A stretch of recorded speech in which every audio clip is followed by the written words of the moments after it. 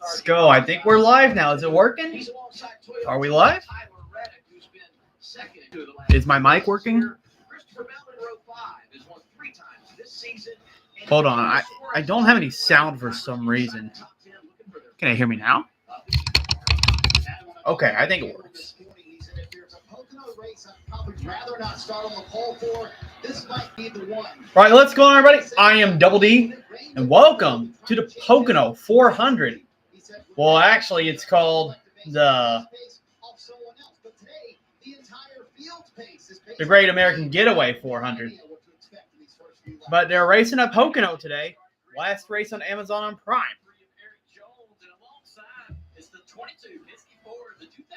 I'm going to be posting to my social channels real quick, and I'll be going over the grid and who I think is going to win.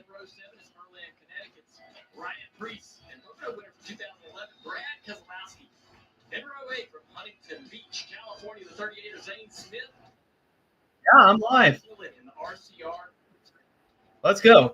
Las Vegas, the Ford in 2022 Pocono winner Chase Elliott in the number 9 for Hendrick Motorsports. In row 10, Talladega winner this year, the number 2 Austin Cindric, and 2-time Pocono winner Ryan Blaney. More from Martin with Joe Logano. Junior, you can make the argument in the Cup Series garage. There is no better tandem than Paul Wolf as a crew chief and Joey Logano as a driver when it comes to strategy. You can also argue this is Paul Wolf's favorite part of the schedule with all these strategy races. When I talked to him about it this morning, he said the playbook today is, quote, wide open. There is no question at Pocono. Wait, did I not copy and paste the link? I'll go do that real quick. 600 winner. Ross Chastain, surprisingly no top 10s here at Pocono. Looking for his first today. He'll start next to Justin Hayes, driver to Spire. Back in row 12, last week's big winner, SVG from Auckland, New Zealand. He'll start next to Kyle Larson in that 5 car. Everybody will have his eye on the 5. There we go. I copied the link. 21 Pocono winner, and he'll start next to a 4-time Pocono winner looking for his first win of the year. I'll put my prediction in the chat. Ty Dillon. He'll start next to Michael McDowell, coming off one of his best finishes of the year from Mexico City. Back in row 15, Riley Herbst making his first Cup Series start here at Pocono. Next to Ricky Stenhouse Jr. For more of the 5, let's go down to Kim. Well, Steve, Kyle Larson still looking for his first Pocono win. And in talking with the 5 team, they came with something a little different based on some things that worked in other tracks. You know, I was actually late at 1 o'clock, so I was actually happy it's delayed today. Quite as they hoped, and it left them searching a little. The team's still trying to get Pocono dialed in, and this comes during a time when the team feels like they're in a little bit of a slump the last few races. However, they told me better to get through some of their gremlins now than have it happen later in the season, especially during the playoffs. Thank you, Kim. Let's go to row 16. William Byron is there with Todd Gilliland, that 24 car. Great in practice yesterday. Crashed in qualifying. Row 17, A.J. Allmendinger with Bubba Wallace. Bubba great in practice, but had a starter issue. They didn't make the qualifying run. Behind them, Josh Berry, Cody Ware, 2 more drivers that didn't qualify yesterday because they had issues in practice. And rounding out the field today, starting 37th, Red Bull doing double duty this weekend. He finished 16th yesterday in the Xfinity race. Down to Trevor Bay. Yeah, Adam, you mentioned it about qualifying for this 23 team. Super fast in practice. We're looking forward to qualifying. When that starter broke and kept him from firing up the car, they tried to push it to get it going. When he put it in gear, it was just locked solid. One of the pieces of that starter went into the flywheel, would not allow it to spin, so that's why they couldn't push start the car. They do think they have a good shot here with the strategy being opened up. They're starting toward the back, so that kind of points them in the right direction. Charles Danac told me we got to shoot for 30 points or better every race. That's a 10th place finish for some stage points. So we'll see what they can do to make that happen today. Yeah, we need to get back on that stage point train. And we talk about strategy. Let's go to our Subway track facts. Well, the trickiest track we run, 160 laps. We make up the race, 400 miles, 30 laps stage 1, 65 laps stage 2, 65 laps stage 3. That fuel window, 38 to 40. This brand new Goodyear tire has a little bit more pace. So I'm hearing some crew chiefs are a little concerned. We thought 40 was a given. But if you have that overall pace, you're going to burn some fuel to go faster. That's how it works. So we'll just have to see how it works out over the course of the day. Today, the first of 10 races until we reach the NASCAR playoffs. Once again, tied at the cut line. 3 drivers separated by 22 points. Yeah, this is really important because Kyle Busch goes into last week's race at 0, right on top of that cut line. A new winner, a bad race, he's now minus 50. So Busch or Bowman, Briscoe, even Bubba Wallace, Nobody is safe. A lot of races to go, 9 left before the playoffs. Anything could happen. Talk about the land of opportunity in this race. Let's hear from crew chief Travis Mack, ready on the radio, Steve. Yeah, let's check in the crew chief for the 42, rolling off the 4th position. Dial him up here real quick. Hey, Travis, it's Latard, guys in the prime booth. You got a copy? Yes, sir. Good to hear from you, man. Man, another great effort out of this 42 car rolling off in the 2nd row. We heard strategy no less than 1,000 times today in the pre-race. So give me the inside scoop. You have track position, fuel, tires. How do you call this race? What's the priority to keep this so coveted track position? Oh, man, that's a good question, you know. Do you go for the stage points or you look at the end and go for the win? So it's going to be a tough call all day. You know, we'll see how this plays out here. We've got a really fast legacy car. Toyota, man, it's going to be a tough race. We'll see how it plays out for sure. You know, sometimes you just got to go with your gut. Learn from you in this place and had several wins here with you. So looking forward to getting another one. Man, good luck. I know there's going to be some twists and turns, some tough decisions. I know you're up for it. It's been great watching this legacy car get faster every week. Good luck today. Thank you, guys. Have a good one, too. I saw Travis after they finished 6th last week in Mexico City. I mean, he was worn out because of all the twists and turns of a strategy race. And you heard right there, so we heard it. Right? This is a car that they have to decide what's their pathway to the playoffs. Is it points? Is it track position? All right. That intersection is coming in about 25 laps. So thanks for letting me post about that. Okay, so I picked Denny Hamilton to win this race. He's got 7 wins in the entire Cup Series over here at Pocono, and he's going to make it 8 today. He's starting side by side with Chris Buescher and Carson Hocevar, my 2nd pick, right behind him. Apologize I couldn't go for the grid, but I'll bring up wherever they started throughout the day. But here we go. Got delayed. I was late earlier. That didn't matter. But we're racing anyway today. Denny Hamlin and Chris Buescher side by side. Green flag at Pocono. Now, this is an interesting track because this is a triangle. You're going to see drivers possibly go 3 and 4 wide. As you already see, it looks like Hocevar making a move. Making it 3 wide. Buescher's going to try to stay on the outside of that 77. Side by side with Chris Buescher. Trying to get away from the side draft. And Hamlin's going to lead through the Long Pond straightaway. I think Hocevar was the first one off track last Sunday in Mexico City. First out of line today, tight to the tunnel. And Hocevar is 3rd. Chase Elliott's losing spots. And so is Larson. Backed up in all that traffic and what I call the chaos in the middle of the pack.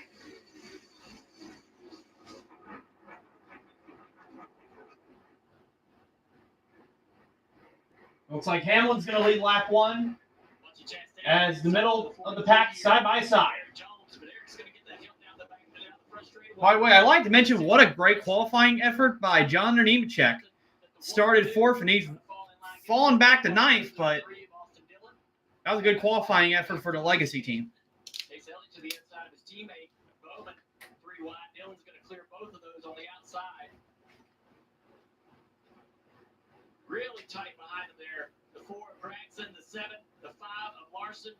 Now we're 3 wide again. Oh, they're 3 wide. I think Alex Bowman's trying to make a move on his teammate Chase Elliott with SVG on the outside. They're going to stay 3 wide for the tunnel turn. Impressive. That's actually going down to 48 to the inside of his teammate. This always makes me nervous because there could be a wreck if that doesn't go the right way. So Hamlin's still leading. Danny well clear in the lead comfortably. Still a lot of battling. Oh, man, it looks like, I think that's Todd Gilliland. No, that's Zane Smith. Zane Smith's making a move on Logano. And Brad Keselowski. Keselowski the 6th one here. Really good in practice yesterday. He gets a spot on Logano, but could not pass Keselowski.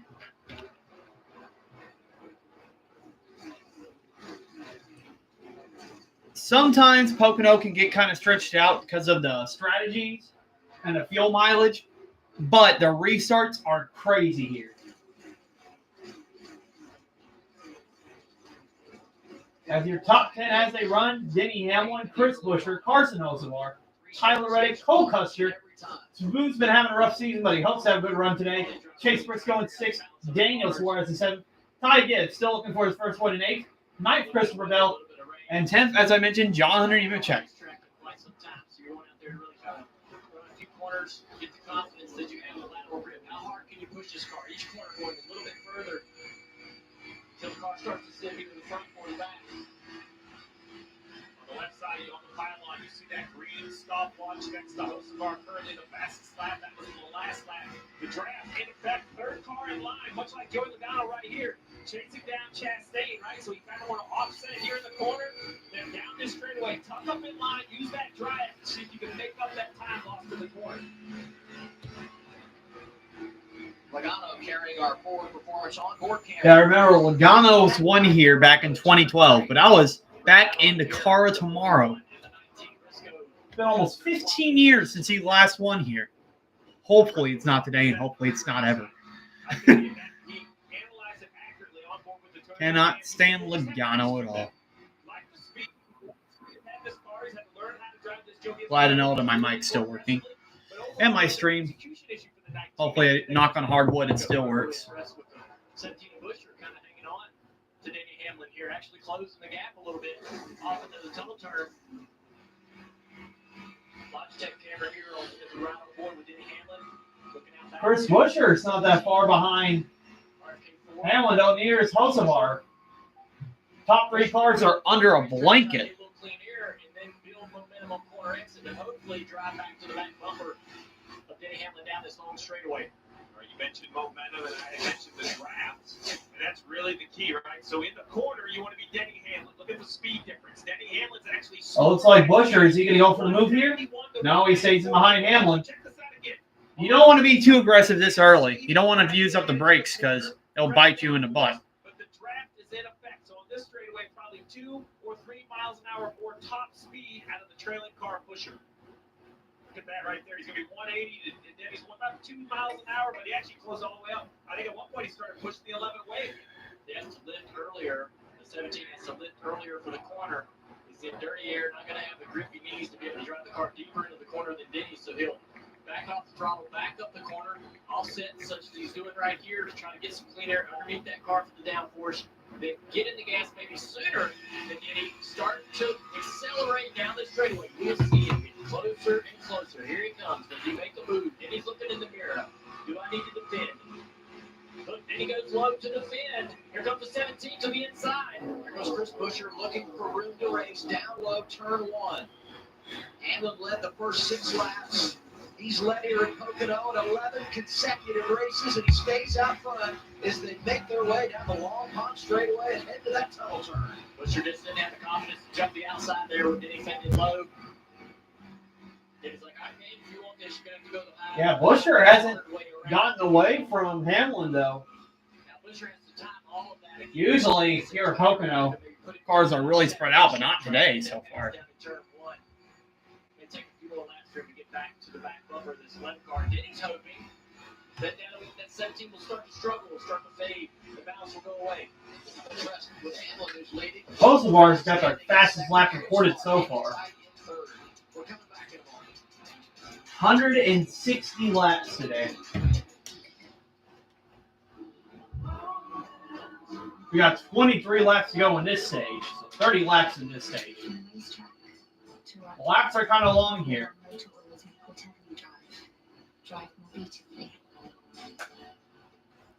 Subway's footlongs are packed with protein. Yeah, them top 3 are staying together. Well, looks like Cedric's hit the wall. I think that's Cedric. He just got passed by Byron in the back. Either he got slowed in the corner or he hit the wall. But it seems like he's going okay. Run the perfect race. Denny Hamlin leading the pack on the final lap. And then, boom. Oh, Hamlin's hit. Hamlin is out of it. That's true in racing and life. When debt hits hard, National Debt Relief helps you take control. So you can pay less than you owe and less time than you think. When life wrecks your finances, National Debt Relief helps you get back on track. Visit nationaldebtrelief.com to get started today. Why GM Genuine Parts and AC Delco? From the basics like maintenance and repair parts to powertrain components, GM Genuine Parts and AC Delco are the true original equipment for all General Motors vehicles. Plus, AC Delco Gold and Silver parts are the only aftermarket parts backed by GM. Those in the know, stay on the go with high-quality replacement parts from GM Genuine Parts and AC Delco. Hamlin's running a little bit of a higher line, and Butcher's trying to lock in on the bottom. Lead's been close. The entire world. I will destroy him. Your obsession with me is getting a little creepy.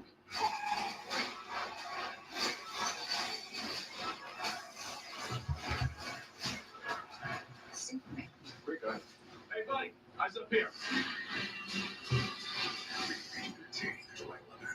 It starts with Celsius. Feel like you feel good about it. I'm gonna need it.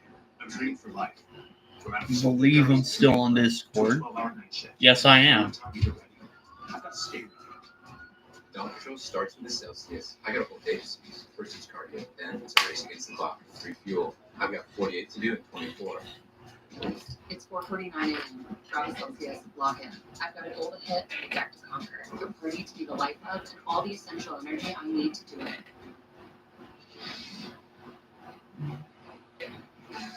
NASCAR on Prime Video is brought to you by AMR.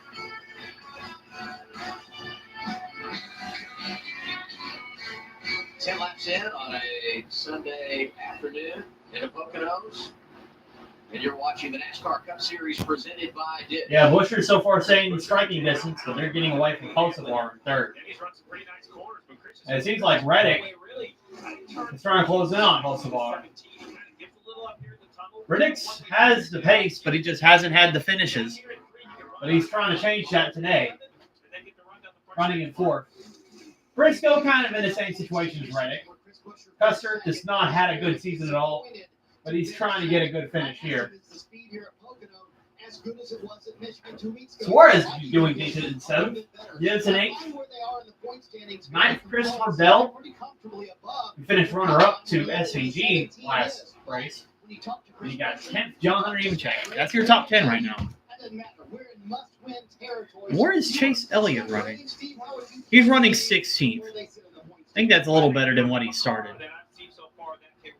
Or did he start 13th? SVG's lost positions.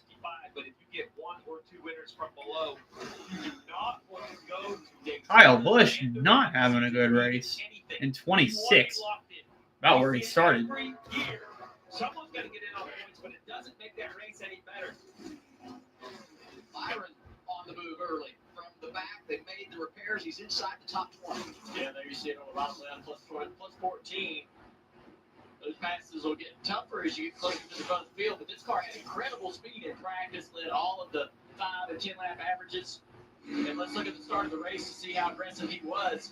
One of the first cars we saw jump out of line to make it 3 wide down the front straightaway, grabbing a couple of rows right here. Off into turn 1. Amazon's showing the restart of Byron right here. Threading the needle through the restart. Just remember, this is a car that wrecked in quality. Start, I should say. You know, I think you would ask me, go to a backup. Absolutely. I didn't give it enough time. For sure it's a backup. Made contact in front of the car. No such luck. The 24 decided that they could fix this car. It was unbelievable in practice, and so far, it looks like Rudy Fugle and his 24 made the right decision because it has the same speed I saw yesterday in the practice trucks. It's been a great track when you look historically for Hendrick Motorsports. Pocono, 19 wins here, the most all time. But it's a Toyota and a Ford at the front right now. Hamlin hanging on, and Buscher just will not go away. And then he's doing a little bit of air block, a little bit of defense in turn 1 there. Kind of road run into the middle of the corner and force the 17 to choose a lane. Have to drive through his wing a little bit. Down here, as Steve pointed out, you have to follow the driver through this particular corner. There is no second groove. You see how that costs the 17 speed on exit. But down here, turn 3, we've seen them both take different lines. I think Buscher would love the top. He's not going to get it. Denny's going to take the top, so Buscher has to take the bottom.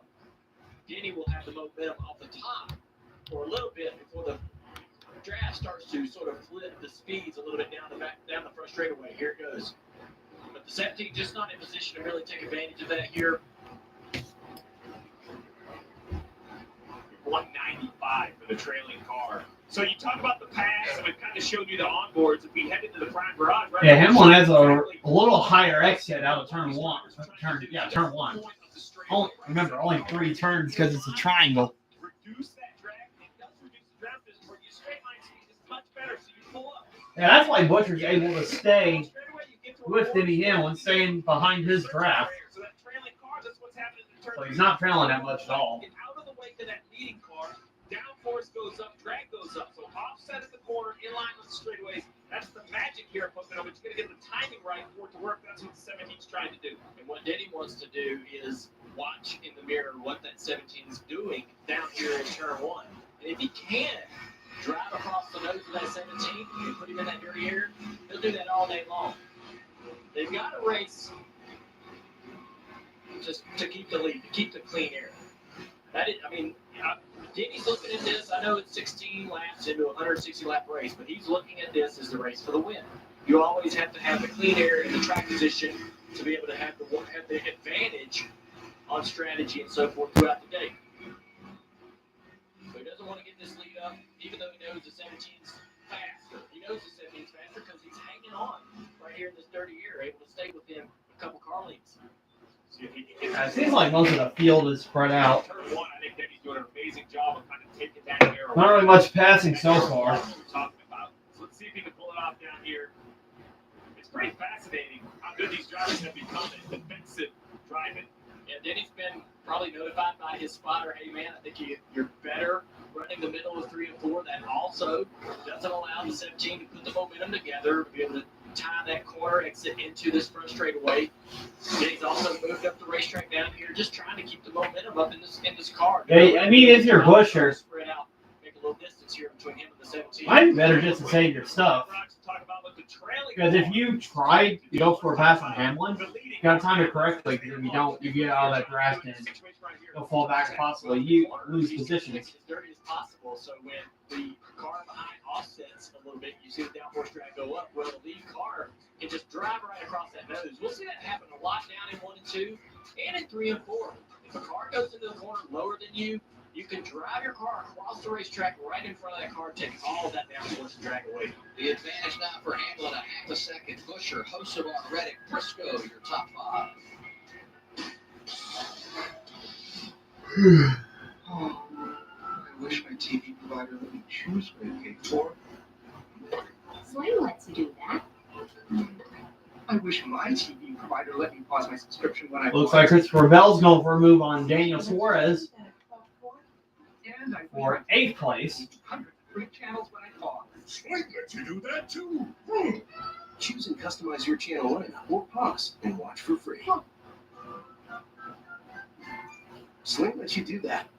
Ever since we hired Dale Jr. and I, Lexus have been moving fast. All right, looks like the paycheck's got it first. Henry, go, go, go! Is that tilting? Order for catering? I think Hocevar just got passed by Tyler Reddick for 3rd. He just doesn't have the long run car. I think it's struggling this run. Racing isn't just a game. He's about to get closed in by Chase Briscoe. Every lap, every moment. Practice is about consistency. Winning doesn't come easy. Go! My turn, Bubba. Feel the road. Own the race. Logitech G wheels and pedals available now on Amazon. Whoa, who are you guys? I'm you from the past. And I'm you from the future. Look, I need a cool outfit for a party. And I'm looking for a suit for my daughter's wedding. I might be able to help you fellas out. Life is a journey. Tooth Andy is the wardrobe that grows with you, tailored for every milestone. Look your best, dress to win. Tooth Andy. If NASCAR is Xfinity Series lights up Atlanta with a Friday night primetime showdown. All right, here we go to Atlanta. I think we can win the trade. Where Austin Hill looks to defend his home track from Sam Mayer, Jesse Love, Connor Zillich, and the rest of a hungry young field. It's go time in the ATL. The NASCAR Xfinity Series special primetime edition. This Friday from Atlanta at 7 Eastern, 4 Pacific on the CW. Yeah, they're racing in Atlanta next week. That's going to be exciting. Experience the incredible story of NASCAR's Garage 56 journey to the 24-hour of Le Mans. A team fueled by innovation and driven to Yeah, Hellsbar's is not on the pace right now. Briscoe's going to try to look to the inside. Kosovar was third. He's now fourth. Here's what happened coming off turn 3. Yeah, just a really, really huge slide. Oh, wow, he had a slide into the wall. My goodness. As the roof flap was up on this. That is the best save of the year. How does he not have damage and how did he not wreck that car? I don't know. What a save. He did kind of tap the wall, but The roof flap deploys. So the air pressure has changed so much, it is trying to keep the car on the ground. That is out of control. that's why he's struggling. And now we get His tires are probably flat spotted. Here's Trevor. Yeah, guys, we saw Joey Logano sideways in that pre-race show, but Carson Hocevar might have one-upped him right there with that save. Said he's just really, really loose and on edge. Obviously, his team's telling him, hey, hang on to it. We only need to go a few more laps to be able to pit here to work on that thing for you. I'm just impressed that he did that. He only gave up one position. Now, he lost like 4 seconds, right? Because he was a couple seconds back. He's now 7. But wow. Randall Ward with Briscoe with the Toyota can. Watching from this point of view through the last couple of laps, especially at turn 3, this 77 team, he's barely hanging on. He's in dirty air right there. You see how that's creating a problem for him. So Briscoe's going to create a run. Yeah, lap car right there. As they go around lap car 44. Briscoe was trying to look for the move, but could not get it done. Little speed there. As Hellsbar used that lap car as a pick. Turn 3 specifically. Still going to remain in 4th Chase Briscoe is going to continue to pressure him. until maybe this corner right here. Briscoe's got a good run, a better run he's had for the past few laps. And now he's side by side with Kosovar. And Kosovar still holding strong on that outside, but Briscoe got the better run right now, as Cole Custer is about to be in the battle as well.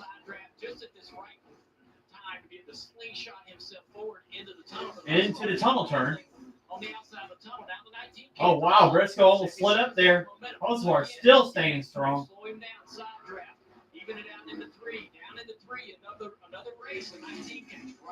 And then finally in turn 3, Briscoe makes the move.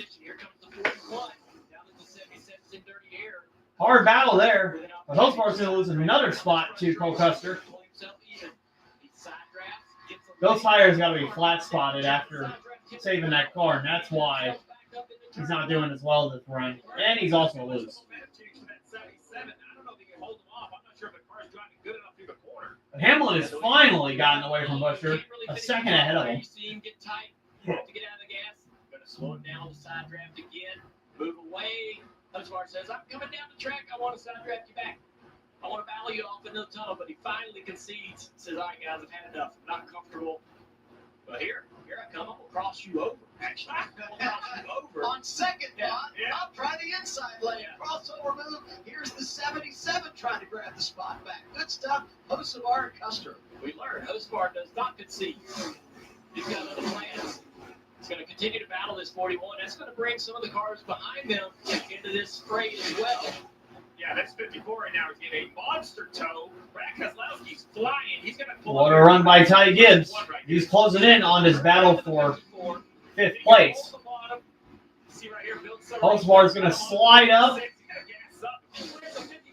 He clears Custer. What a pass there.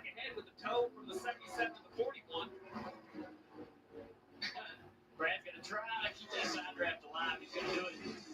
Brad is rolling early. Keselowski's doing good, though. He's up to 7th. He's in a really important position as we're coming around for lap 20. He's in a must-win situation, though. He cannot point himself in now because he's so far behind. He will get shut off. What I was getting ready to say is, remember, you want to pit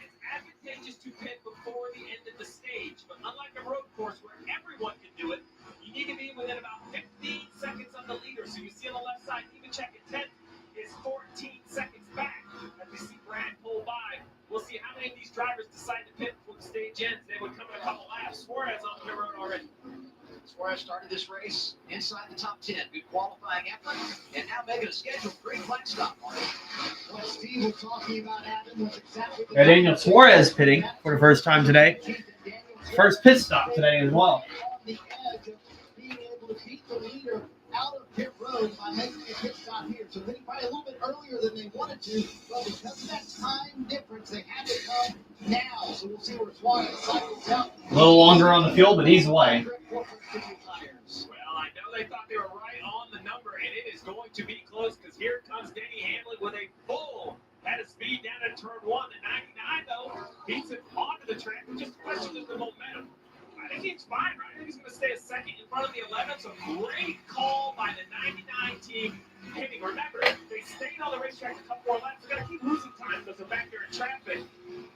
Right, just a right call on top of that pit box to leave that pit opportunity for the 99 a couple laps earlier than they wanted, but mission accomplished, stayed on the lead lap. Now, next time around with 3 to go, it is going to be busy. Dale, you think this is a pit road entry that's pretty straightforward, nice flat, you can kind of attack it. Yeah, there's a really long braking zone, very straight entry, and so drivers get aggressive with that opportunity. We see a lot of drivers lock up tires coming off the pit road, spin out, wreck their cars, or get caught speeding in the first few segments. There's been some challenges this weekend with pit road speed throughout the weekend. The NASCAR's been working on the speed loops. Looks like Hocevar, Kozlowski, and others are pitting. Don't want to speed. Plan stops toward the end of stage 1, Trevor. Drivers that are in a 15-second delta making their way to pit road before the stage ends. You cannot pit within 2 laps to go at a stage. If you do, that's going to be a penalty for you. That's why you see everybody pitting with 4 and 3 to go. To try to get advantage, so maybe they can have track position so they can start in the front.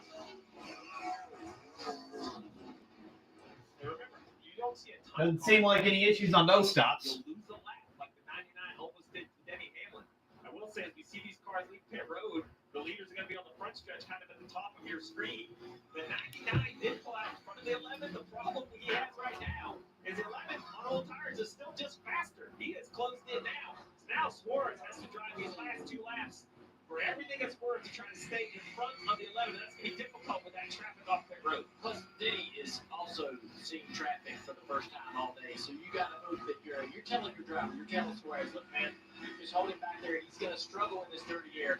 Give him all the confidence you can, whether you believe it or not.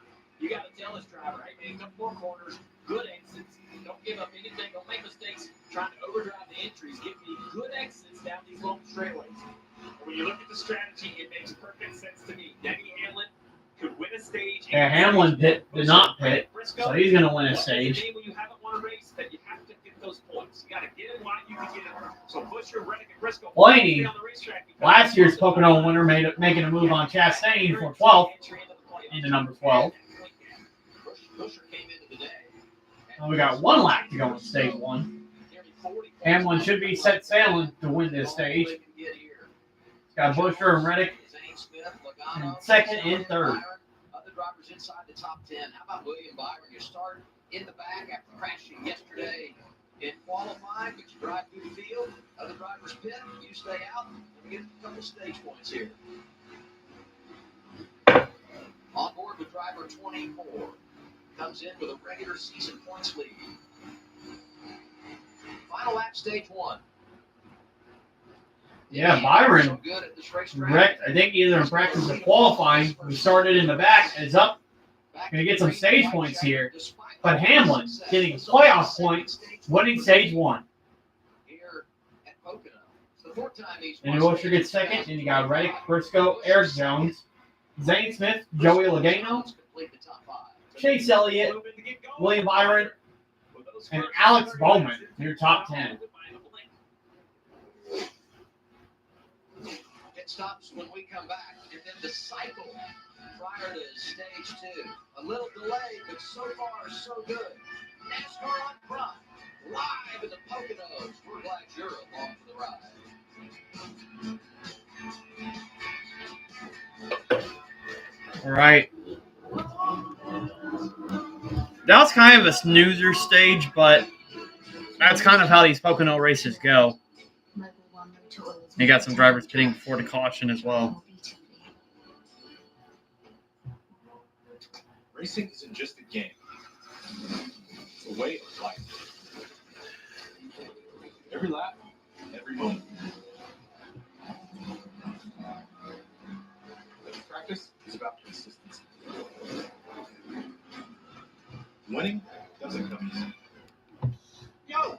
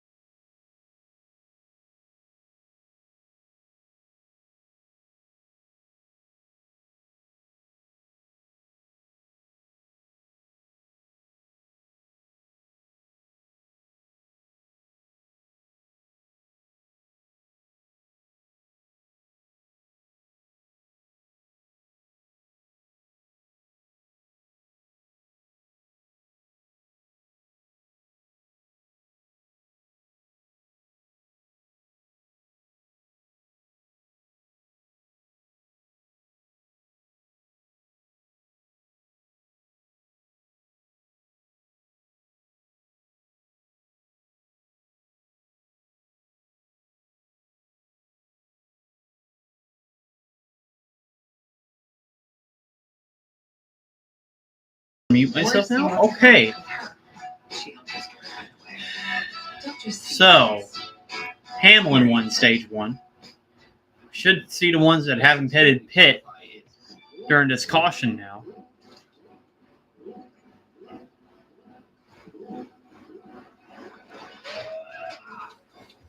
The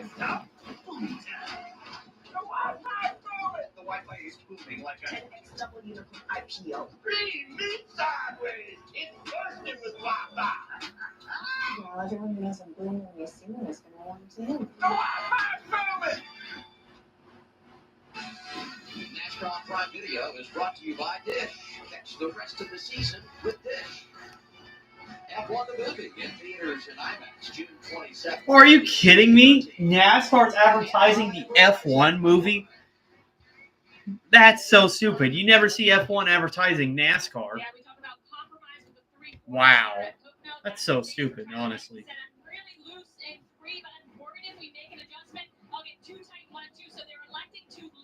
Alright, so we got pit stops.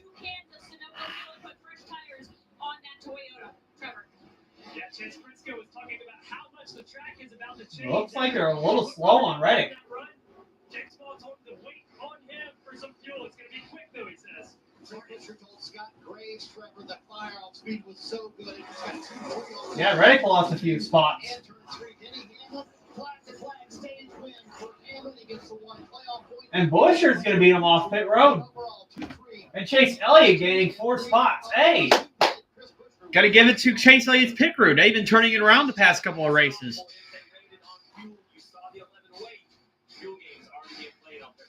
It also depends on how much fuel they got into the car. But great stop by Chase Elliott, though. When you decide to step up to this kind of play, this kind of fun.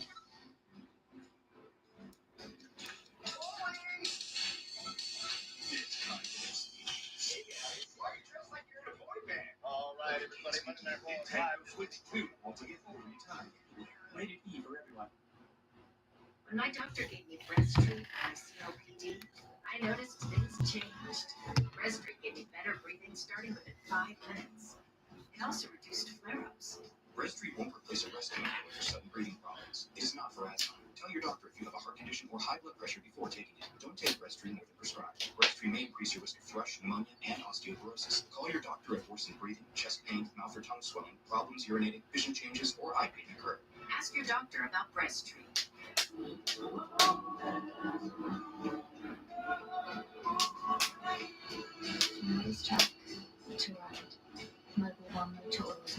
Right, so Michael McDowell is going to be in the lead with Keselowski second, Hosefar in third.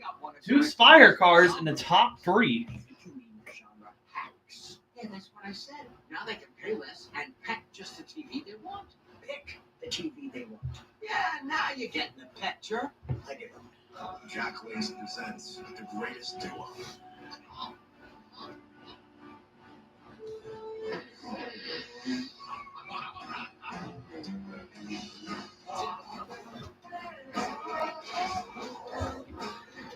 Well, now it's Kozlowski, Hocevar, and Ty Gibbs. McDowell's actually fourth. What it says on the. There's nothing like a great duo. Two flavors, one They updated the scoreboard now, so got Cole Custer fifth. Nemechek sixth, seventh Christopher Bell, eighth Daniel Suarez, and the ones that pitted just now are ninth and 10th. Chris Butcher's in ninth, and Denny Hamlin's in 10th. Is it going to make a difference? Is tire wear going to make a difference for one or two laps? Or are we going to see Hamlin and Butcher not make any ground at all? There's been some instances where Pocono, it's came down to track position instead of tires, but this is a pretty big track where you're braking an awful lot. This is a place you do need tires, in my opinion. It's his lap back here. And now we go down to Danielle and the fellows. What's up, Danielle? Well, AA, we had our first caution-free stage here at Pocono in the next-gen era. A lot to keep our eye on. Denny Hamlin winning stage one, but it's the young gun, our last rookie of the year, 2024 Hocevar. You have your eye on, Carl. Yeah, when we heard the drivers talking about how their cars were balanced, Butcher was running Denny down. He said it got too loose, right? It's really treacherous here. Denny said balance was great, but a little too loose. We saw Carson Hocevar, I think, is a save of the year. Came off of turn 3, obviously too loose. I'm worried that maybe he damaged that car a little bit, but this is a save that you just don't make hardly ever. Yeah, that was crazy that save Hocevar made earlier. In any type of car, but these cars especially for it. Very rare for drivers to save it at that high a speed. Shows you what talent Hocevar has at a young age. Trying to squeeze the gas pedal, loses regular traction, but somehow straightens it out. An immaculate save out of the Carson Hocevar. But what noticed me, that big red dot popped out, and it has changed the dynamic of this race. A lot of wet drenches going to the back windows, tightening these cars up. I wonder what the direction's going to go. I think this is going to fall in the hands of the experienced drivers. You see Denny Hamlin, obviously control the race. William Byron coming up to the field. Greg Keselowski running well. Lots of changes are going to happen, and we will not go caution-free this entire race. All right, you heard it from Carl Edwards. Denny Hamlin won stage one. Will restart eighth. Yeah, so Carl Edwards just said he doesn't think we're going to go caution-free. Yeah, another driver that's experienced. I mean, probably towards the end we probably won't go caution-free, but I have a feeling most of the race we will. 45 of Reddick also lost a couple spots up pit road. He's going to restart just outside. I think Kyle Busch got a penalty. That's why he's heading to the back. He's going to wait on fuel. Priority fuel. So wait. And then gets a little trip up and actually steps on the gas. Reddick's tire changer tripped. That's why he lost a few seconds on pit stop. And that made a big difference because he lost a lot of positions. All about speed for the tire changer. He just waited, but the gas man get his business done first because that's what everyone is waiting on pit road. You see the front of the field there, all those cars flipping the stage. The cars that have come to pit road will be in 8th and 9th position. Chris Buescher, Denny Hamlin. And now all these restarts about how they'll get more intense as this race goes. Hocevar's in third, actually. They moved Ty Gibbs back to second. You can force that to happen if you're in that outside lane. The inside lane, though, that driver can take you 3 wide if he chooses to do so. So what does Cole? Actually, the point is fan. It's kind of warm. Do they jump out of line or do they stay committed? This is when you make it happen. All right, Kozlowski and Ty Gibbs, both who don't have a win this year, trying to get one here at Pocono. 3 flags back in the air. Underway, and they screamed out into turn 1. You see how well connected that outside line is. The inside line does not get a push, so they lose track position. They lose a couple car lengths. Easy for the 6 to clear. Hamlin getting aggressive. Kozlowski's got the lead, and Hocevar Keselowski is away. going to make the pass for second on Ty Gibbs. And they're 3 and 4 wide in the middle of the pack. 4 wide right here. Figure it out. We're going to the tunnel. Chase Briscoe backs down. Chase Elliott goes to the bottom. Oh, wow. How are they making all through that tunnel turn without wrecking? It's impressive. That's why I hate restarting in the middle of the pack. You're always going to get caught up in something. He gave up the tunnel on entry and said, "This doesn't work if I push my way in there." And I think that's the only reason I didn't wreck. And he comes out, I think, the winner with a little forward. Keselowski's leading that lap. Chase Elliott's in the top 10. And the ones on fresher tires, Denny Hamlin's leading that pack in 6th. That's important. Remember, they stayed out to win that stage. Danielle told us he was going to restart back because of that strategy, and now he's trying to get that track position back on board with Bell going for the move on Chase Elliott. Massive side draft. He's going to complete that pass easily on Elliott. So everybody goes side by side, but Elliott fighting back. And Chris Buescher making it 3 wide. I feel like that's a perfect example of 2025 NASCAR. 5 years ago, I don't think Buescher goes 3 wide. He pushes one of them. He's not sure which. But in today's world, you got to take, and take some more. He's thinking only about himself, which he needs to do. And now, unfortunately, it doesn't work out. He doesn't get either spot. Remember yesterday, Chase Elliott started on pole for the Xfinity Series, but finished 4th with late race contact with Justin Allgaier. A fun fact, Dale Jr. won for the first time ever as a crew chief yesterday. And here's the race going on now. Keselowski's got more than a half a second gap on Holtzvar. The Buescher is losing positions on this restart. Can't really gain as much ground as Hamlin. As Hamlin's already passed Custer trying to run down Nemechek. Byron is thinking, you two keep side drafting each other. There it comes. That's what I was waiting for. Front straightaway, they're side by side. In the 24, he's going to pounce. Instead, Eric Jones slides in line. Byron rides 12. That's starting in the back. Look at this top speed, 196 miles an hour. You're almost to the mechanical limitation of this gearing. It's not meant to go 200 miles an hour. Tire diameter, gear ratio, you're going to hit the rev limiter when you get up around 196, 197 miles an hour. You just got to get the terminal velocity. Of Wallace and buddy Blaney swapping positions right there. Bubba's going to actually lose a couple spots there. Get out of the gas, and now he's got. Yeah, Bubba Wallace had a checkup for some reason. He's losing a few spots. About to lose another one to Austin Dillon in the 3. Blaney goes by Blaney, gets up into turn 1, missed the corner a little bit, lost a little speed, and now he's lost a couple spots and battling side by side here to maintain.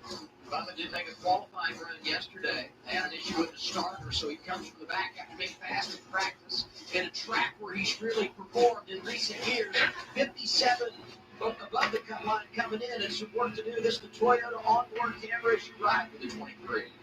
And the 3 of Austin Dillon decides, all right, I'm not going to make this pass, and I don't want to stay on the inside and lose more positions as the draft will train by you on the outside, and he ducks into that spot. I wonder if daylight is going to be an issue because this race started only less than an hour ago.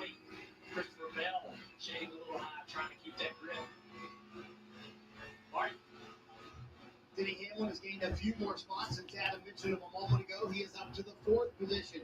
You know, Steve mentioned 2025 NASCAR. I think when fans hear the crew chiefs talking about fuel strategy, they think it's more of an end-of-the-race thing. But in this day and age of NASCAR, it starts right from the start of the race. Here was a conversation between Hamlin and his crew chief, Chris Gale. So I didn't see him nod, and I went to go. Yeah, you were right. I was anticipating I was trying not to lose because we were really close. We may just barely not got fully full, but it's close. So, Steve, that time difference we were talking about on pit road was less than 2 seconds, but every second counts in today's NASCAR. Hamlin's now past Nemechek. Chase Elliott is also making his move through the field. Ahead of Buescher and Cole Custer. Try to time it, is what the crew chief said. The 17 didn't wait on fuel. Hamlin is closing in on Ty Gibbs, but Keselowski and Holtzvar is pretty much checked out from the rest of the field. You just tell your driver to go to maintain your track position. That's the advantage of sitting on the poles at number 1 pit stall. Brad Keselowski's got the fastest lap of the race. He's also led 9 laps today. That's more than he led combined this season coming in this afternoon.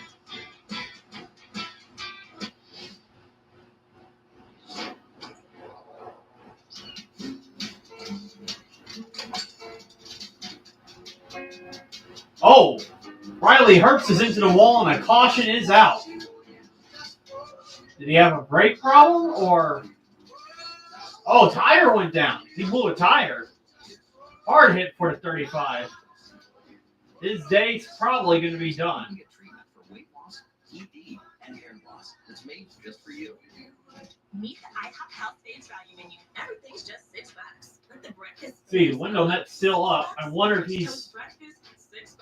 trying to go back to pit lane. But that car is actually, the brakes are on fire, so I don't think he's going to make it back to pit lane. And here it is. Yeah, tire went down. Pounded the wall at that high speed. Thank goodness for side-by-side commercial and racing. We were able to see that. All right, since there's a break, I'm going to be right back.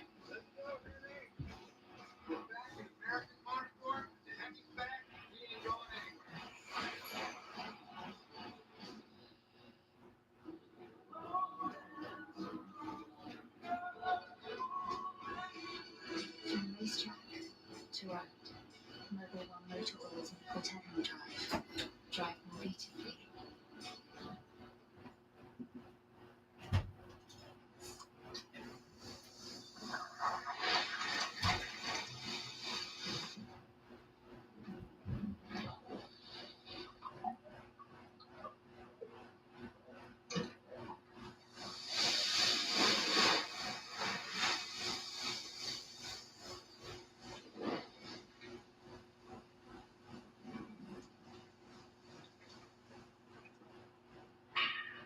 Pac is back. Meet division champ Manny Pacquiao makes his triumphant return. In his way stands WBC champion Mario Barrios. Plus Fundora versus Zoot 2 in an epic rematch. And Pitbull runs it back against Angel Fiera. It's a stacked night of hard-hitting title fights. Pacquiao versus Barrios, Saturday, July 19th, live on ABC Pay-Per-View on Prime Video. Caution out for the second time today. First time for an incident problem for Riley Herbst. We got the monster on board here. You see him pulling his car away. 26th when he had the problem. And AMR safety team made their way to the scene, assisting Riley. We're going to take a look here right on board with Riley off in the turn one. Now, so what was the right front tire? We're trying to break in the wall hard here, guys. And you have to wonder, we don't see many right front tire failures. You have to wonder if there was something that created an issue. Was there contact with the wall, maybe contact with another car in the previous lap? Yeah, just a couple laps before this, he was top 3 wide a couple times. I think he even got pushed up into the dust. So to your point, Dale, maybe you ran something over, had a slow leak, you run a couple more laps, and then it goes down. I mean, we talk about just some turn 1 of Pocono, seeing some of the biggest wrecks.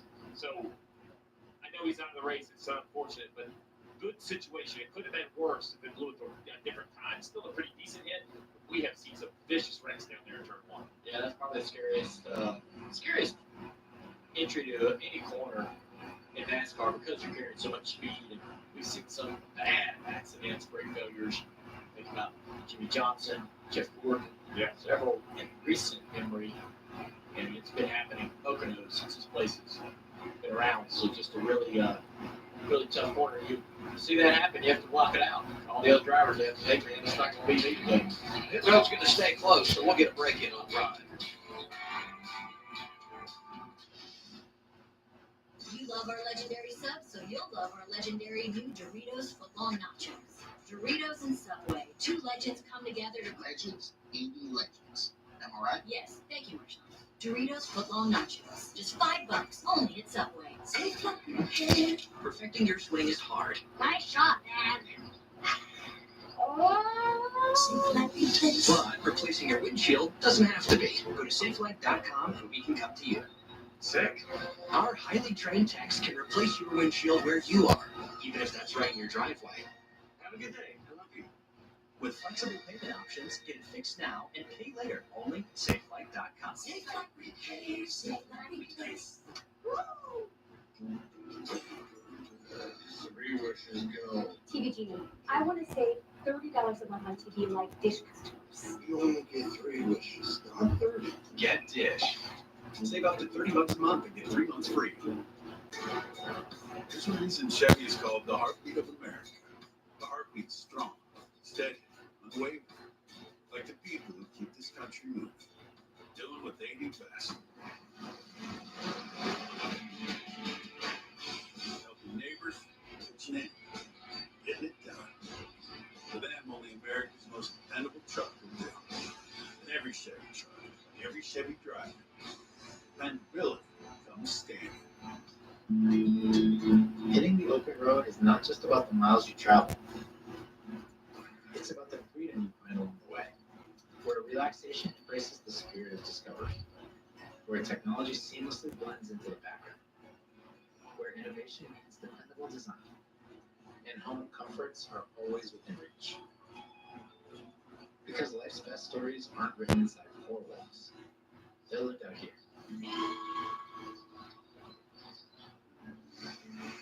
That's my team out there. If our network goes down, lives are at stake. Our comms have to work. Well, the mission won't. That's why we partner with Verizon Frontline, the network that truly prioritizes first responders. So we don't worry about getting through. And they're the most reliable 5G network in America. Out here, reliability is everything. Extreme or routine, Verizon Frontline delivers. The #1 network choice in public safety. Learn more. Your mission is our purpose. Put your Prime membership into overdrive with movies that are right in your lane. Screen hits like Air, Moneyball, and Ford vs. Ferrari. Hard driving drama hits on Prime. Celsius onboard camera. Riding with AJ Allmendinger. We got some takers on the pit lane. Yeah, not really a window, but we saw teams have to wait on fuel on the last pit stop. If you put a little fuel in here, Kim, you shouldn't have to wait on the next pit stop. Yeah, a lot of crews keep telling their drivers this doesn't necessarily put us on our window, but it gives us more flexibility later in the race. You see Alex Bowman just with those right sides and fuel. Again, if it were to go green from here with 50 laps to go in stage 2, Chris Buescher could not make it to the end of the stage. However, get a couple cautions, you never know. They might be able to make it to the end of the stage. The start rate takes the call to come down from 4 fresh gear timers. They did not wait on fuel last time. They get it full and maybe can make it to the end with a little help from caution. This is like stop for snack in a traffic jam. Didn't really cost you anything, so why not come down and get a little gas?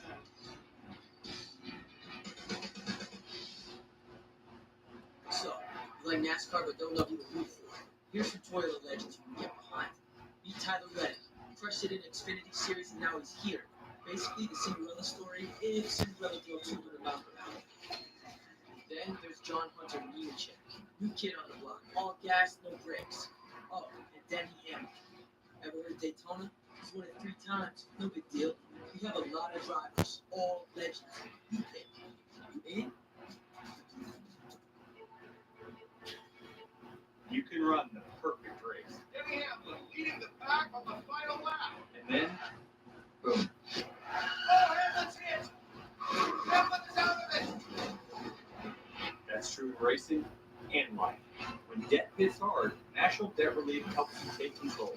So you can pay less than you owe and less time than you think. When life hurts your finances, National Debt Relief helps you get back on track. Visit nationaldebtrelief.com to get started today. Can I use my Bosch miter saw? I feel smooth.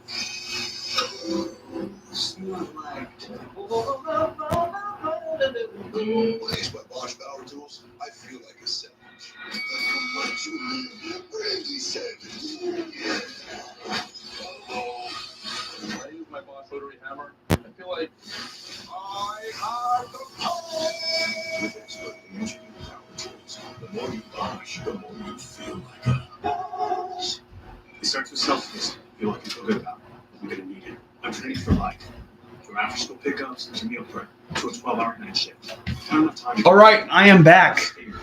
It looks like you're still under caution. Celsius. I got a full day to speed. First it's cardio, then it's a race against the clock. Refuel. I've got 48 to do. I don't think anyone pitted. They look like they're still in the same positions the last time I checked. Welcome back to Field and Stream. On every page, history, each trail, the score. It's like if Hamlin was able to get past Ty Gibbs, so Keselowski, Hocevar, Gibbs, and Hamlin. But with this being another caution, this should help Hamlin.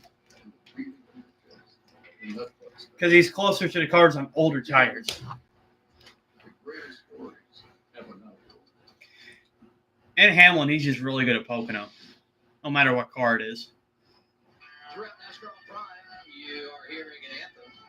It's our anthem, Up Around the Bend, an Amazon Music original by John Fogerty and Eric Church. Scan the QR code on the bottom of your screen to add this song to your playlist. Available to stream only on Amazon Music. You're watching NASCAR Cup Series racing from Pocono, presented by Dish. Second caution of the day. Wild scene on pit road, riding on board with AJ Allmendinger. He's coming into pit road and take a look at this. He's going to get his tire carrier. Watch his tire. When the tire goes bang, right in the upper torso. Oh, wow.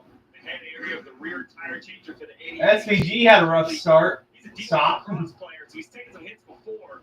But this right here. Wow, he just knocked the tire into a pit crew member. You see him, he grabs the gun and gets up and finishes the stop. You want to talk Wow. about tough and athletic Trevor. Yeah, Scary scene on pit road. Jackman here, he's a pit coach now at track now, said JP's rib is just a little bit sore. He's trying to catch his breath a bit. Obviously, that caught him off guard there as the tire came flying into the stall. I mean, that's just that's a scary situation. So good to see him finish the stop and get checked on right here. And those pit crew members, they're tough. You know, we talk about that. I think we forget. Right? So they're running 200 miles an hour. It's unbelievable. But pit road speed is 55. You can run 60. I don't know about you, Adam, but I don't really want to go stand on the side of the interstate at 60 miles an hour. That's really what these guys are doing. And these drivers are looking at their dash, and they're looking up, and they're trying to get in their stall. And just there's a lot of commotion. Thankfully, it happens right a lot of the time, but it's just a really scary reminder of just how quickly it can go wrong. Okay, back in here. It's like Allmendinger's serving a stop and go. Or a little more fuel. That's not a penalty. Everybody chose we're lining up for more to go. Coming to Yeah, Hamlin's down fourth on the bottom behind Hocevar. Scan the QR code. Remember that move that Hamlin made on Chastain and Larson to win a couple of races here? Wonder if he's going to do the same stuff today. Hope not, because I'm going to be crashing out, and so are probably the fans He was the furthest car forward to come to pit road. here today at Last Pocono. caution, Adams. Here's what Scott Graves told his driver. All right, I know that was a hit there, but it's going to help us later in the stage. It's going to help us do some things here later. We're just a couple laps short from making the stage. So, Steve, if you're sitting in Scott Graves' seat, what is the nerves like right now? Knowing you have one of the best cars, but you're going to restart 22nd. Well, this is the concern, right? This is you can call all the strategies you want. You need your driver to do the best you can in the restarts, but this is where kind of the wheels can come off. No wrongdoing of your own life. Butcher has no choice. He's stuck at the top. He's going to fire off down to turn one and just hope all of these cars in front of him play nice. Get the restart with 47 laps to go. Right. Stage 2. Keselowski, Hocevar, side by side. Green flags back in the air. Solid restart for Brad Keselowski. Ty Gibbs is really giving him a big push. Paul Custer is trying to make a move. That's going to ruin the momentum on the bottom. But Hocevar trying to hang strong with Keselowski on the bottom. side by side behind them. The teammates from Joe Gibbs, Hamlin, down the back straightaway. Now teammates, Hamlin and Gibbs battling each other for third. Chase Elliott trying to make it 3 wide on Cole Custer. Chase Elliott trying to be more aggressive. Trying to pass these other cars because he knows that's what he has to do if he's going to run up front and win these races. And Hamlin, of the racetrack loose into Ty Gibbs. They're going to lose a couple of spots. Could have been an accident between teammates, but they keep it going. And now William Byron, who started in the back during qualifying, is in third. See Briscoe looking out back there. I'm telling you something. Restarts are crazy here at Pocono.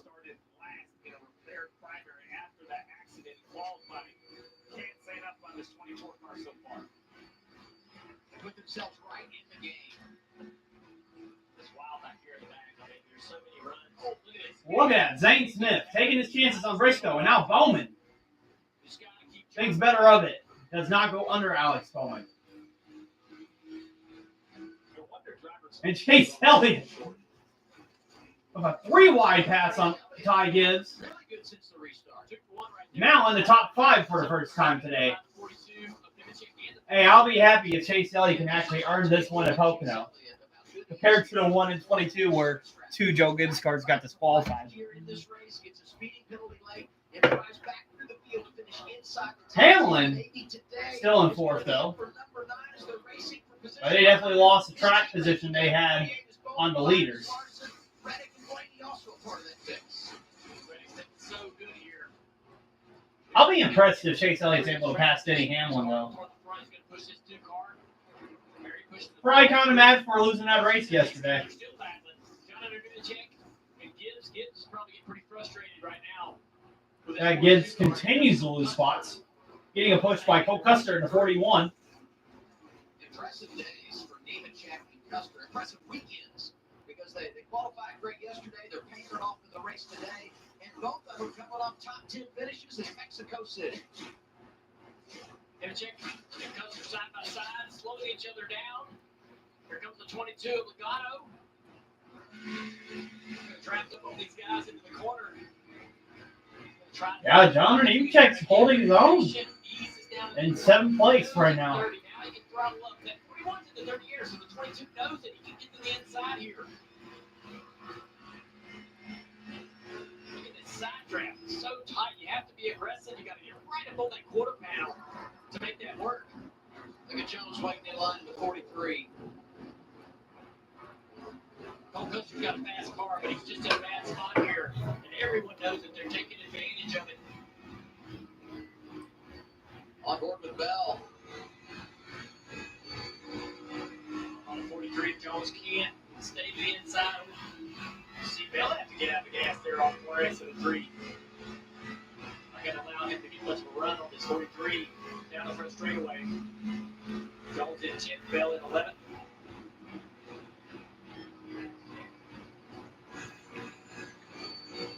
43 at the racetrack, the 20 for the clean air on the bottom here. Trying to make that work. Mess back here. Bubba Wallace in the middle. Bubba squeezes up in front of 17. Bubba has not just been able to find track position today. I mean, he really, every time we look at him, we see where he is in the running order. It's somewhere right around 20th or on back. That's why. Yeah, it seems like Keselowski's got the 2nd best car compared to Denny Hamlin. If Hamlin's now gotten past William Byron for 3rd. He was frustrated because he's done this enough to know this is what it was going to look like. Right? You have a good quality. Now, if you're William Byron, probably top 3 car in the field, he's driven up the 4th. But if you're just an okay, or even a good car, it's not a great car, good car, I'm sure Bubba Wallace is. Now, there's more laps in this stage than there was last stage. There's 65 laps. There was 30 last one. We've already completed 24 laps. Now we get another dish pit road report. Start Kim Good. Yeah, Alex Bowman running. We got 40 laps to go in this Blake stage. Harris brought him down during that lap 45. So we're probably going to see guys pitting this stage. And fuel to get them in a better fuel window. But how about this look? They took the tires off after they changed it, and as they were checking the tires, they realized, unbeknownst to them, they had a right side tire going down before that caution. They had no idea. Oh, Bubba Wallace Right side, they were able with to the tire down. Is that going to ring out a caution? If that tire falls apart, that's going to be a caution. We don't know. Window down already down. You can tell he's had, like, his frustration is peaked on this 23 car. Just bad, unplugged. Yeah, caution's out now. It took a long time for that caution to come out. But we do get our 3rd caution of the day. Immediately you look at the points. It's plus 57. Yeah, tire went down, kind of like his teammate Riley Earps earlier. Said he didn't have much track position. He was 27 when he had his problem. Bad luck for Bubba Wallace this season. See what happens here. Down the straightaway. Oh, flat. Yeah, tire just went down into one of the worst corners to go for it to go down the tunnel turn.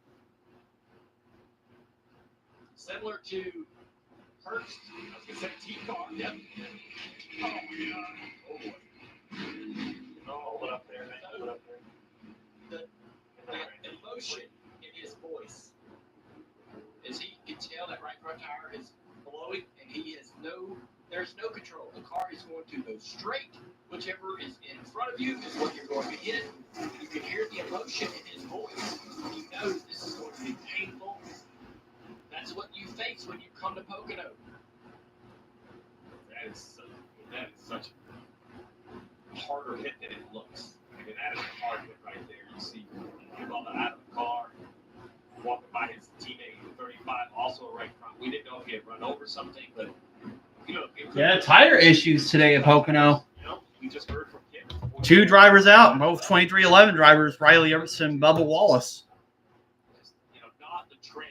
Whatever the cause. I wonder if that's a team thing or is that actually going to affect a lot of drivers here. On the racetrack, you have to hear on the radio that the other two have both got right front tires. That doesn't make the scariness in Pocono get any better. Let's go to the highs and lows of racing at this level. And Bubba Wallace had 3 straight finishes outside the top 30. You get concerned. The last 3 weeks, inside the top dozen, felt like they had regained the momentum. Today, and like Steve said, it kind of all began yesterday when they couldn't make a qualifying run. Now he's out of the race. Just about the midway point of our second stage in Pocono. Brad Keselowski is your race leader.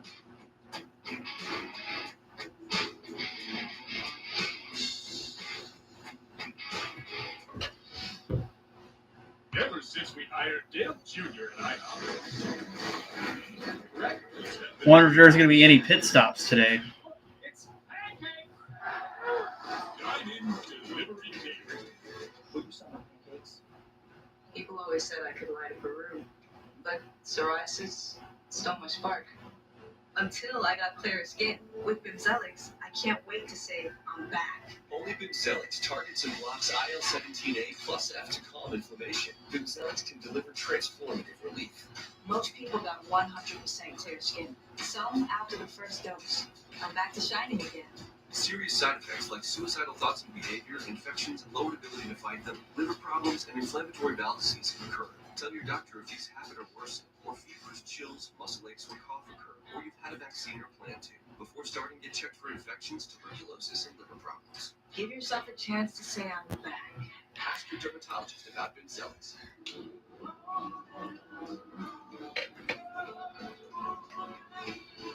From racetrack to ride, Mobile One Motor Oils make whatever you drive more beautifully. Hey, look at that. They got one of DirecTV's new genre packs. I think you mean genre packs. Yeah, that's what I said. Now they can pay less and pack just the TV they want. Pick the TV they want. Yeah, now you're getting the picture. I give up. Why GM Genuine Parts and AC Delco? From the basics like maintenance and repair parts to powertrain components, GM Genuine Parts and AC Delco are the true original equipment for all General Motors vehicles. Plus, AC Delco Gold and Silver parts are the only aftermarket parts backed by GM. Those in the know, stay on the go with high-quality replacement parts from GM Genuine Parts and AC Delco. Yeah, so we're under caution for the second time for contact today. You're looking for a driver. Both for 2311 cars going to the wall, cutting their left front tire.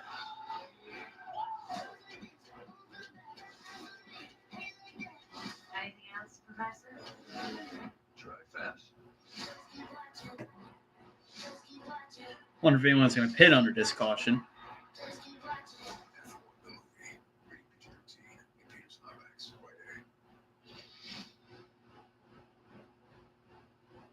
39 laps to go, stage 2 in Pocono for NASCAR's Cup Series. Under caution for the third time today. A problem for Bubba Wallace in the 23. And we just got a report. Pit road closed. And here's Brad Keselowski. All right, so to your point, Adam, we're going to go to a replay of the 23 because pit road was closed. A huge mistake by the 6 of Brad Keselowski, pitting, pit road closed. Trevor, mistakes you just cannot make with track position. Keselowski's Exactly pitting. right, Steve, and they called it open to Brad, and he came down pit road. Right when he got on pit road, they called it trick play, hoist, whatever that is. And then as soon as he hit pit road, they realized that they said 4 tires. Oh, I mean, you're going to see some frustration. Look, confusion, frustration, head shaking, disappointment. And Jeremy Bullets is beyond upset right here because all we talked about all day was strategy and qualify well. And then pit when it is closed is an instant tail of the field penalty for the 6th car. So he'll be the last car on the racetrack. They pitted when it was closed. Wow. Brad Keselowski going to the back this restart.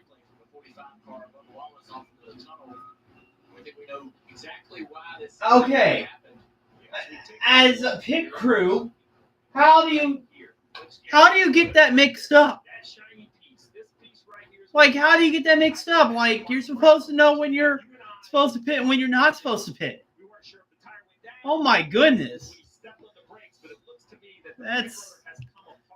I mean, for some of these teams, they are losing the races on their own. First, and then the third 2311 car had this conversation about brakes. Yeah, the only good news is our brake temps were a lot lower than theirs in practice, so we're just going to have to go to as much rear brake as you can stand. But I'll be honest, that's not going to keep it from happening. I don't know that their rotor temps were a lot higher. I don't know, they were almost 400 degrees above.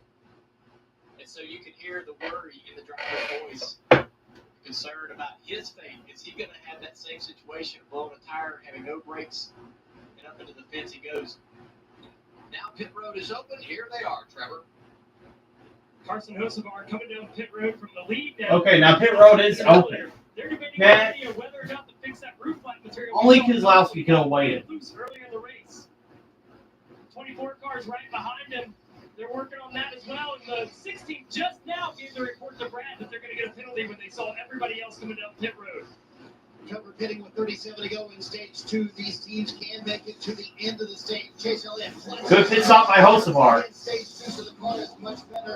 Hamlin taking 2 tires. Bunch of drivers taking 2 tires.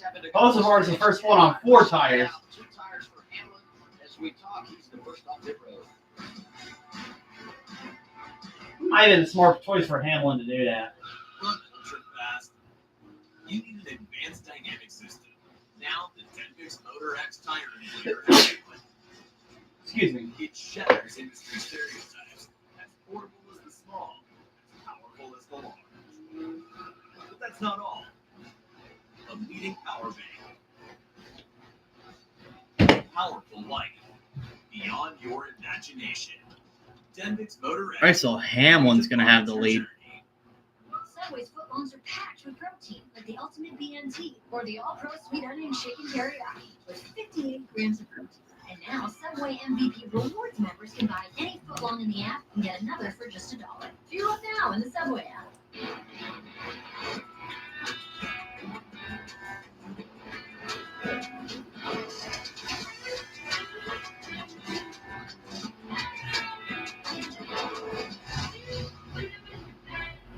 When my doctor gave me Breasttreat for my COPD, things changed for me.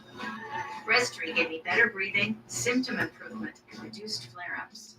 Breasttreat won't replace a rescue inhaler for sudden breathing problems. It is not for asthma. Tell your doctor if you have a heart condition or high blood pressure before taking it. Don't take Breasttreat more than prescribed. Breasttreat may increase your risk of thrush, pneumonia, and osteoporosis. Call your doctor if worsened breathing, chest pain, mouth or tongue swelling, problems urinating, vision changes, or eye pain occur. Ask your doctor about Breasttreat. Hi, TV Genie. What do you want? I wish I could find my shows easier. I wish my primetime TV was automatically recorded. I wish I could record more. Well, I can't do any of those things. So here, I swapped your outfits. Upgrade to Dish. Get voice control, automatic primetime recording, and more recording power. You're welcome. Call now and save up to $30 a month and get 3 months free. We should get Dish. The thrill isn't just on the track. It's in the campground. Grandstands. The heart of every fan. This August. Okay, so your new top 10 now. They updated it. Camp under the stars, then witness the brightest stars of NASCAR. Wait a minute. Did some drivers stay out? We know Keselowski's got to be in the back. But I think Logano stayed out. That's an interesting strategy to stay out there. I mean, if it keeps going green, maybe you can split the stage, and then the other guys have to pit earlier. Race leader Brad Keselowski came to pit road while it was closed. Jerry Bullets did not hear the pits were still closed. After they pitted, they thought they were just the only ones to take it to pit road. Then they realized they had a penalty. Listen into the conversation. Not sure what happened there. There was a lot of people talking about going. Yeah, down right over here. Give me a chance, just comes right back to us. Your reaction, Steve? I mean, it's shocking to me. Look, it's I mean, at least it is early for Keselowski. Two guys are on the radio at the same time. But yeah, we had some people stay out as Logano. And I think Ryan Blaney and Cindric as well. We've seen some of the best teams, best drivers make it. But this is Not Ryan Blaney, Cindric and Josh Berry. All Penske front row for the restart. Both Logano Alex Bowman right behind him. 2 yards to the restart. What's going to be the best strategy? Here we go. Halfway home, just about there, stage 2. We're green again.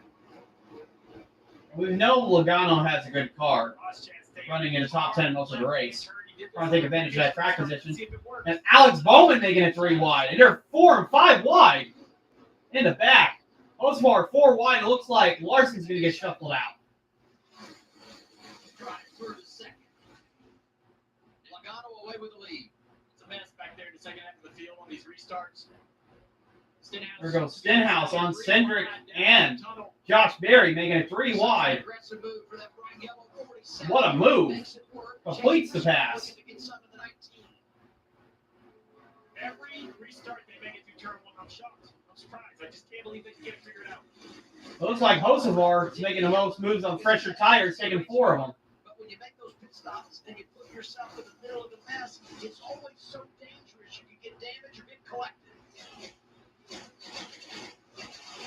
Yeah, Hocevar's already up to 6. It moves back to the back. Looks like Byron. More drivers fanning out. Nemechek making a move on. I think that's. There's a bunch of different groups on the Can't really tell who that is. It's all going to figure I think it's itself Justin out as Haley. the race goes on. But you want to be the front of your group. Chase Elliott, biggest loser on this restart. More towards the back now. Kind of caught up in like that 3 and 4 wide mess with Larson.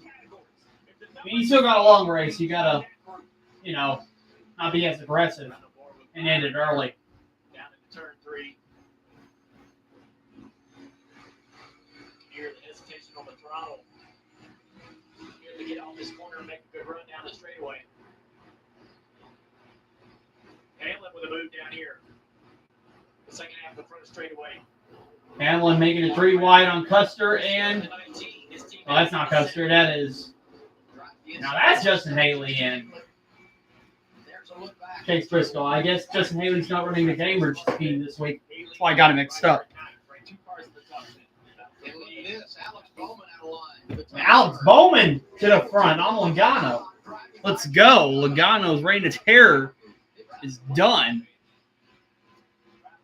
Hey, with him leading, it makes me think about last week and that gutty performance he had with an outstanding run in Mexico City. Looking good again today. Let's get an update from Marty. Adam Joey Logano sitting in second. So Steve counted 2 strategies. Let's add a third. These guys last pitted on lap 32. Checked in with Paul Wolf. He said cannot even come close to making it to the end of the stage. They'll pit with about 8 or 10 laps to go. But Steve, Paul told me, he said, I was shocked. More teams did not stay on the racetrack. Just a handful did. I think a lot of teams on pit road are committed to 4 stops. They have to be in certain windows of the race, and that lap 55 yellow was one of those windows. I think these teams have just decided, when you look at history, 4 stops runs inside the top 5 very, very consistently. So until somebody proves it wrong, I'm just going to do what they did last time. You get the rhythm in this race, and you think you kind of figure it out, and you can see the future. And then boom, a caution here, a caution there. Some drivers come. Yeah, so Bowman's now in the lead with Logano's in second. You got Stenhouse, Hocevar, Cindric, Josh Berry, Chris Buescher, Denny Hamlin, Justin Haley, and Chase Briscoe, your top 10. Hocevar is the leader on the freshest tires. It is so complicated. And what these drivers are asked to do is more than just race. They're doing all these other things on managing brakes, like Reddick or fuel. Battle for third. Hocevar 77 behind Ricky Stenhouse Jr. in the 47. It always works out this way, doesn't it? Oh, Stenhouse and Hocevar. Round 3 of their rivalry. What will Stenhouse do? He's going to block him a little bit. I think this is Hocevar. I want to believe this is Hocevar being patient, saying, you know what? I used up any goodwill last week. Might not be in a real hurry to get around. See what Stenhouse is going to do. The Hocevar. This is a big track Pocono. 77's been great today on speed. Good on tires when you compare him to the guy in front of him. But Right now, I think Stenhouse is trying to pass Logano, though. suggest patience is the way to But play. Hocevar closing in. It's going to be very gutsy of him to try to pass Stenhouse. But on that last restart, he was 19th taking the ring. Was able to get the Doesn't go for it yet. exit of turn 1. That seems a little risky to me. Well, I agree. That is risky, and I think there's 2 levels of risk for the 77. There's 77 versus most of the field, and then 77 around the 47. And I think he can take a little bit more risk around others, but around that 47, I think he's used 2 mulligans. I just don't think he can afford a third. Look at the speed that 77 has through the middle of the corner. He drives up on the back bumper of Stenhouse. But on the straightaway, he's just going to push that lead car away. The draft has such a unique effect. So, looking at the history between Carson Hocevar. Yeah, I don't think Hocevar is being as aggressive with Stenhouse. He does not want to be in another accident with him. At that point in the season, the 47 was in the playoffs. Then we go to Mexico. He's pushing him down the straightaway. Runs over to 47. Stenhouse is had enough. I think it's great, to be honest, with every right to have those conversations with Carson. This isn't, pick on Carson like young drivers. This is not a new story. We've seen it for decades in the sport, and now Carson's kind of, I think paying a little bit of the penalty here. He's going to have to run really smart around 47. Now, what I will say, though, is of the different groups I mentioned, Carson's currently leading his, so that's even more reason not to get in a tangle. Carson's so much quicker than the 47 of Stenhouse and the 22. Just trying to time the runs, trying to figure out a way to put himself in a position. See, what will Hocevar do here? 47 has been difficult. Nah, he just does not go for it. Right here's an opportunity. Stenhouse gets tight. Oh, Stenhouse.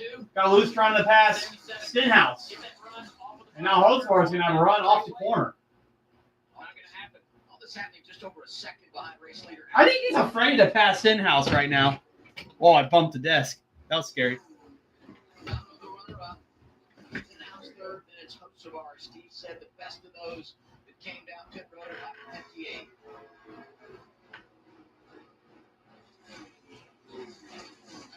Briscoe has moved around Josh Berry for 6th. Yeah, Bowman's getting away. These drivers battling. It's already a second ahead of Logano.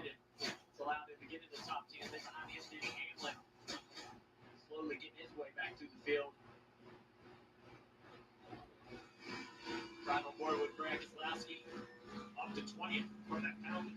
See that biggest mover said freestyle. Trevor just gave us a great update about Hocevar's magical turn 1.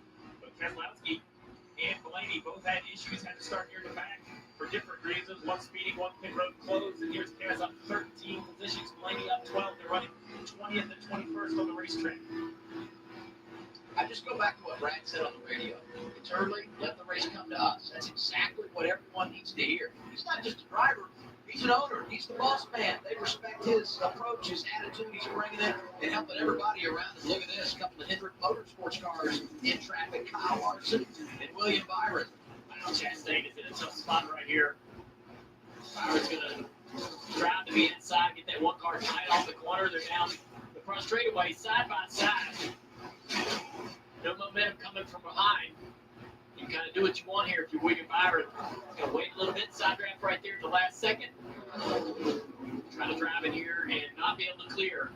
One Chastain still on the outside. Now you're clear. You drive up the racetrack, take the position. Gets a little bit of a shove off the nose of that one car. I think Larson's gained a few positions. Brad trying to take a few more spots here as he drives through the field. It just seems like it messes Elliott's day up more when he just has bad restarts. Right up to Hasn't really been able to make up much ground. But Keselowski's up to 19th already. Buries it down to the 3. He's got a clear freeze off the corner. Good turn to race car already. Driving the corner that deep to still bury the bottom, wrap the bottom of the corner there. Marty. Junior, remember this is part 2 of Ryan Blaney. Halfway point in this race is at lap 80. Because they had to change the starter before the race. So if one their implements, the race will be official there. After that speeding penalty, he had to restart all the way back to the 35th position, now up to 20th. So, Junior, I'm curious, because Blaney has already done it today in these conditions, in this car, does that maybe help him a little bit on this run to have a little more knowledge of how to get through the field and make passes? Yeah, absolutely. If you find yourself in traffic and you find what makes your car work, where your car works really good, how to put runs together, what's the best place. You know, every car drives different, handles different on each end of the racetrack. Oh, Keselowski got a little loose. All right, my car's strong right through here. Through turn 3, I'm going to make both. Blaney's taking advantage of He gets another one up to 19. Zane Smith walking up. He takes that pass there.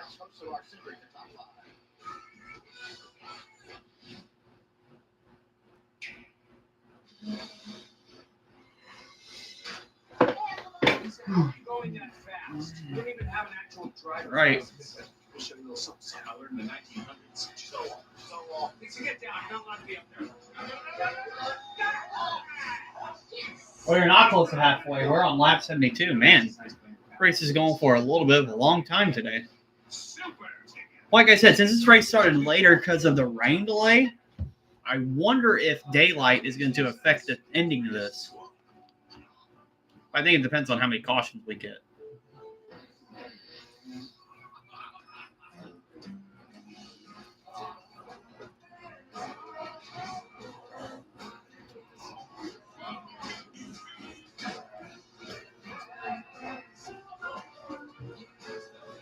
There's nothing like a great duo. Oh, caution! Is that Tyler Reddick? Jack Link's duos.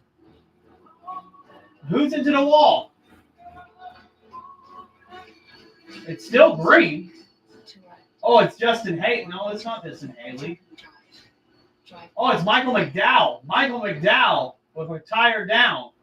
Is he going to make it all the way around? Or are we going to have a caution? Oh, no, that tire is coming apart. I think that's going to be a caution. Let's see if he can get it turned here. Get off the track. I'm shocked NASCAR hasn't thrown the caution yet. I got somebody for that. You guys got somebody for the Peyronie's disease? There's hope for the estimated 1 in 10 men who may have Peyronie's disease or PD. Another driver with tire issues, but at least it's not a 2311 car. Surgical options. Find somebody today. Josh Berry is pitting. That might be smart for him to pit because the caution could come out. Enter now to get a VIP trip to the NASCAR Cup Series Championship race at Phoenix Raceway, where you will be taking home $1 million. McDowell is now on the turn 3. He's now onto the runoff area. Can he make it all the way around? Still green.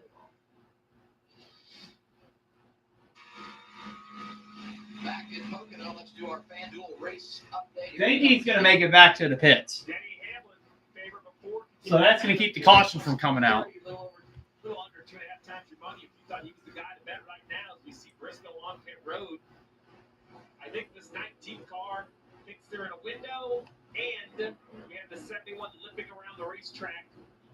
And they're wondering if that's going to bring out a yellow. The 71's on pit road now, so this tire didn't come off the 71. I really think that was a call for the 19, which I like. I love it. Yeah, McDowell's on pit road, but he's got to get to his pit stall. Contact here, and then it just goes down.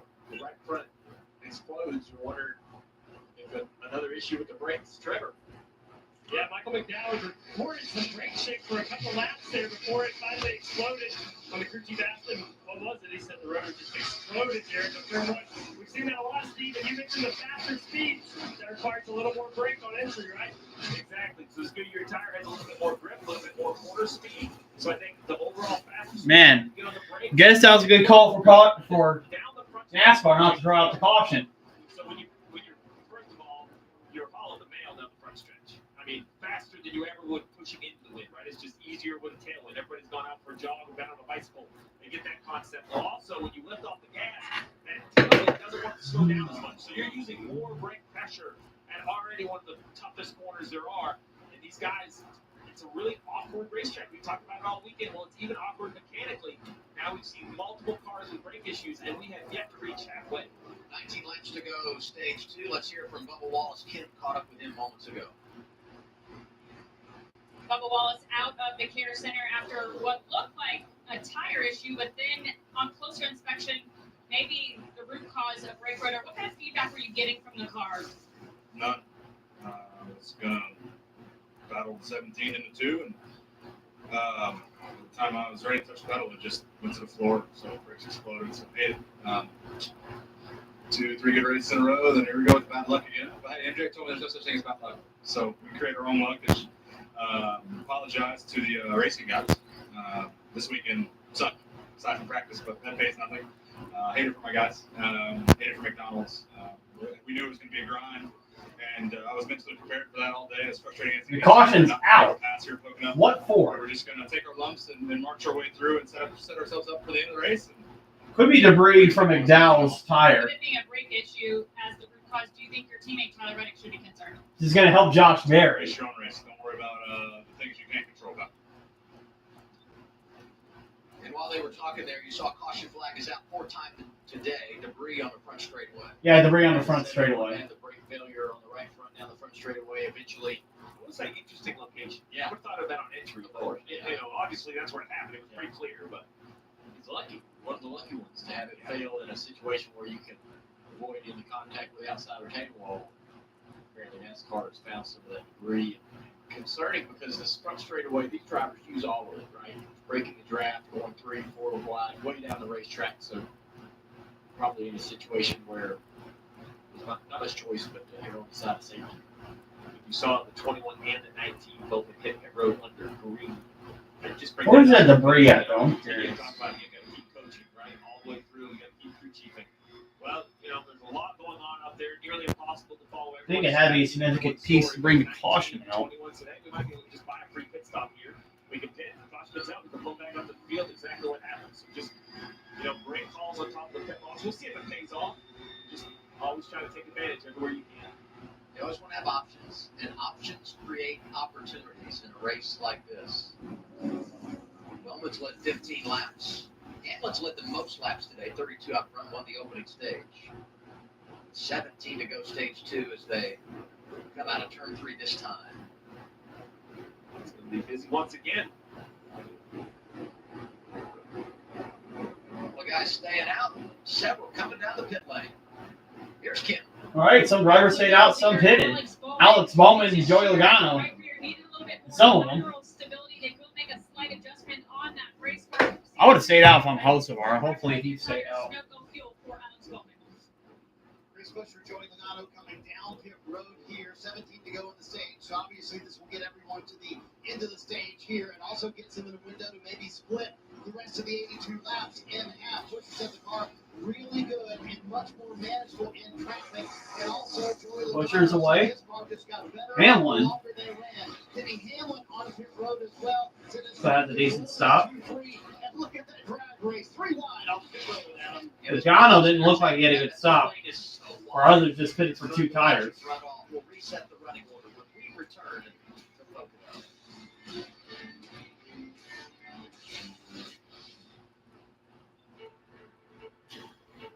You can run the perfect race.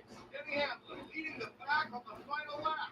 And then Yeah. Oh, Stenhouse and Hocevar stayed out. They're going to be side by side for this restart. Those two cannot get away from each other.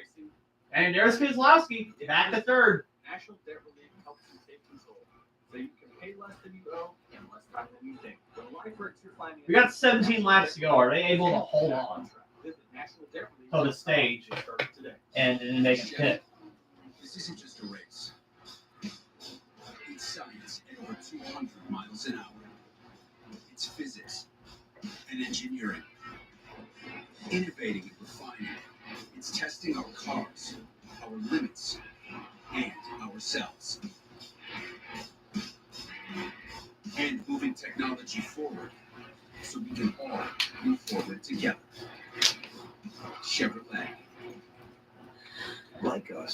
you might be suffering from moderate to severe obstructive sleep apnea, or OSA. We are the undiagnosed. We've been told we snore at night and gasp for air. Daytime sleepiness is a drag, but we still have people who count on us. And we're more than just human beings. We are human beings.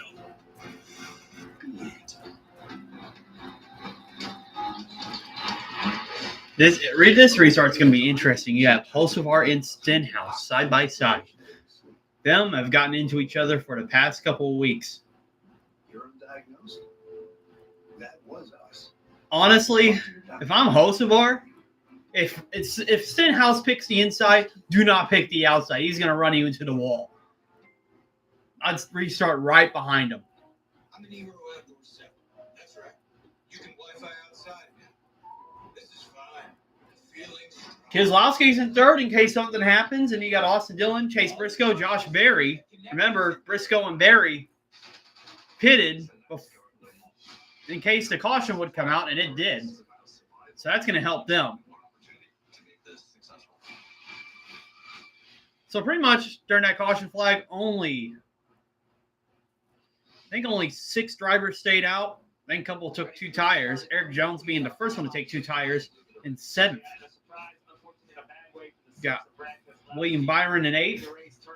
Johan Nemechek in 9th. And Chris Buescher in 10th. But this caution definitely helps Keselowski because he was in the back until that caution came out. Oh, Stenhouse is on the outside and Pulsivar is on the inside.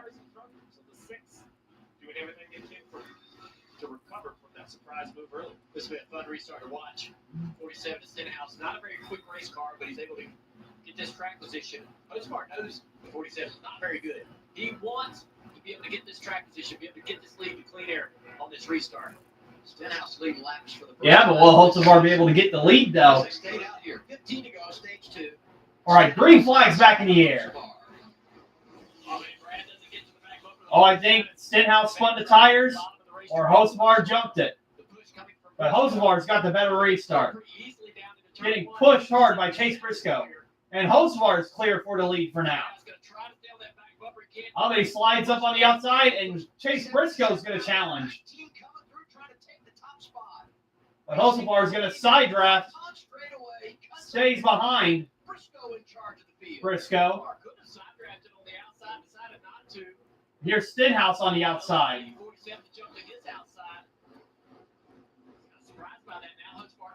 And Stenhouse actually gets the pass back on Pulsivar.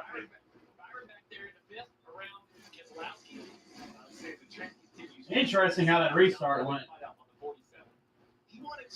Pulsivar is sliding out the corner for some reason. He's loose. Now Byron's going to challenge. He's leading the race. Byron up to 4th around Berry right there. Keselowski to the inside of the 21 Berry. Behind him, Chase Elliott to 17 and Briscoe. Great battle right here. Everybody trying to find clean air, trying to not be the person that's stuck in the dirty air and can't use the throttle. I'm going to tell you, there's a lot going on with strategy. Chase Elliott's running 7th, Buescher running 8th. Larson has been quiet today. Hasn't really made any noise. Stuck in 12th.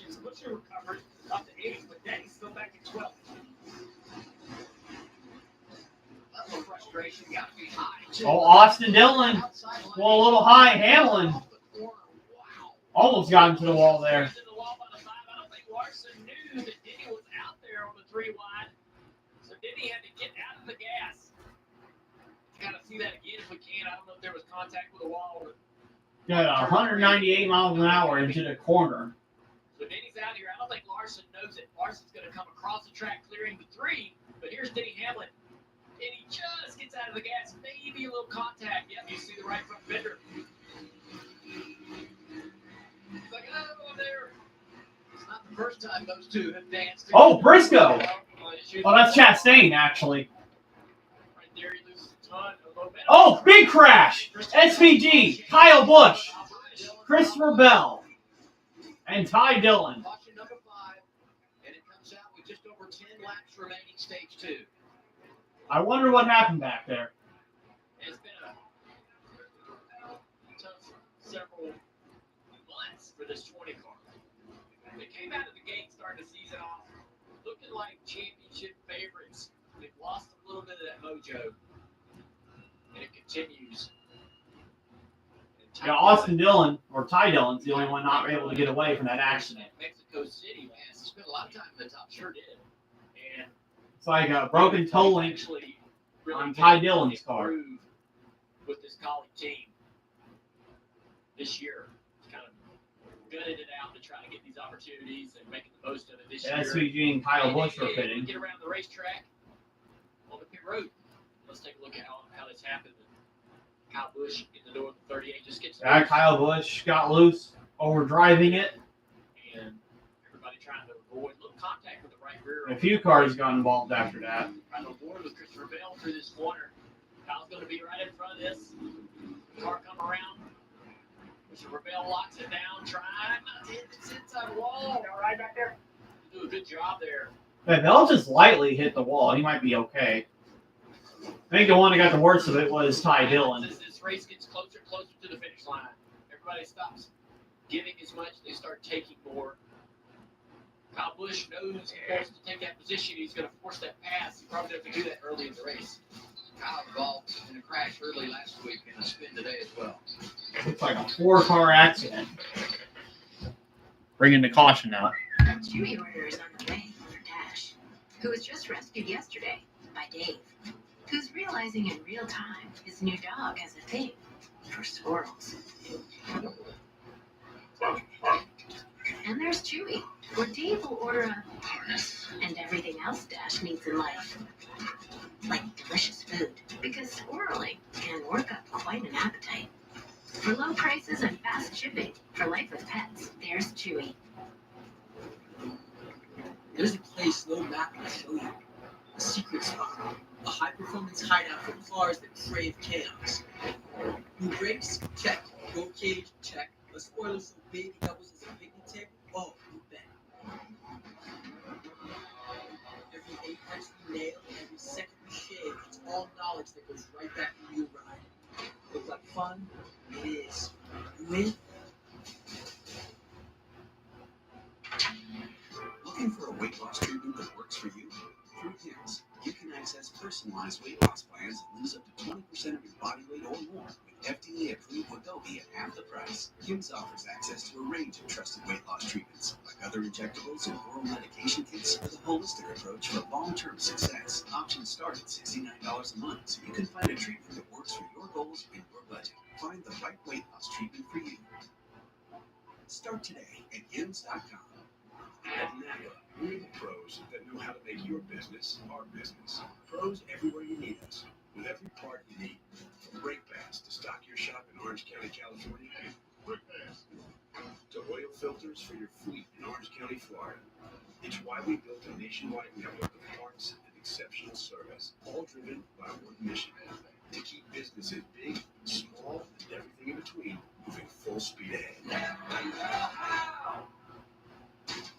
The NASCAR Xfinity Series lights up Atlanta with a Friday night primetime showdown. All right, here we go to Atlanta. Thank you for joining the train. Where Austin Hill looks to defend his home track from Sam Mayer, Jesse Love, Connor Zillage, and the rest of a hungry young field. It's go time in the ATM. The NASCAR Xfinity Series special primetime edition. This Friday from Atlanta at 7 Eastern, 4 Pacific on the CW. 11 laps to go, stage 2. You're watching the Series racing on Prime, presented by Dish. Here's All right. Carson Hocebar coming down after a big debate with his team on whether or not to stay out and try to wait on getting this fuel in. They know it won't take it. Okay, Hocebar is pitting now. So they're not going to wait on that. Once they get 4 tires on, they'll take off. In 4 tires. Dillon gives up 14th, Trevor, and Richard Boswell's crew chief told him, hey, the strategy is worth a gamble at least. And splitting this in half, 75 to go, they can make it to the end of the whole. The same out those cars when they restart. The give and take of having some fuel, some track position. Oh, Reddick's behind the wall. When we return to the Pocono. Looks like he had a brake rotor issue, too. Bad day for 2311. Even ATTR cardiac amyloidosis. You've come a long way. Your path was never set in stone. You charged ahead. So why would life with ATTRCM define you? You have the power of choice. Attruby is an old medicine used to treat adults with ATTRCM to reduce death and hospitalization related to heart problems. People taking Attruby saw an impact on health-related quality of life and were 50% less likely to be hospitalized for heart issues, giving you more chances to do what you love with who you love. Tell your doctor if you're pregnant and become pregnant or are breastfeeding and about the medications you take. The most common side effects were mild and included diarrhea and abdominal pain. If you have ATTR cardiac amyloidosis, ask your cardiologist if Attruby is right for you. It's time to get busy living.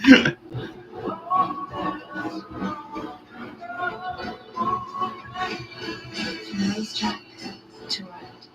Mobile One way to always make the Tevin drive. Drive more beautifully.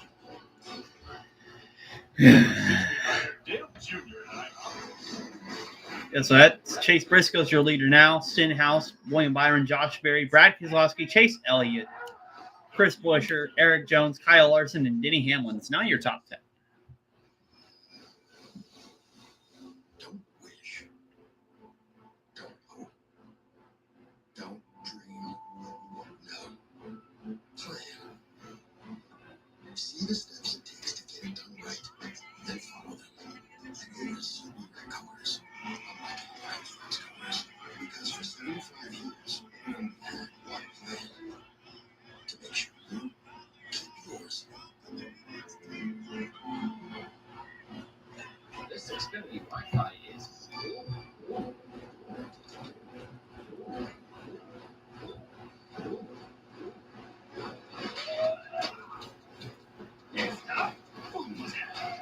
the Wi-Fi is moving like a WIPO.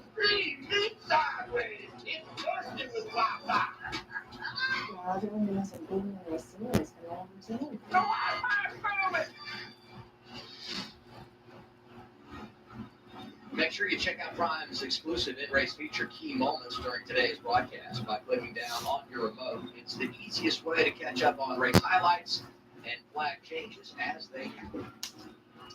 Brad did a nice job of ruling this race car. You see 107 degrees right here. That's actually, we've seen 130, 140. Yeah, That's pretty good. I think the average is around 120 something. That's very good. I've never rode one in 107, so I'm not going to say it, but my guy to my left has. I'm going to put no analysis I mean, here. there's no good down, Sam, and I won't be able to walk in the garage if I tell him that.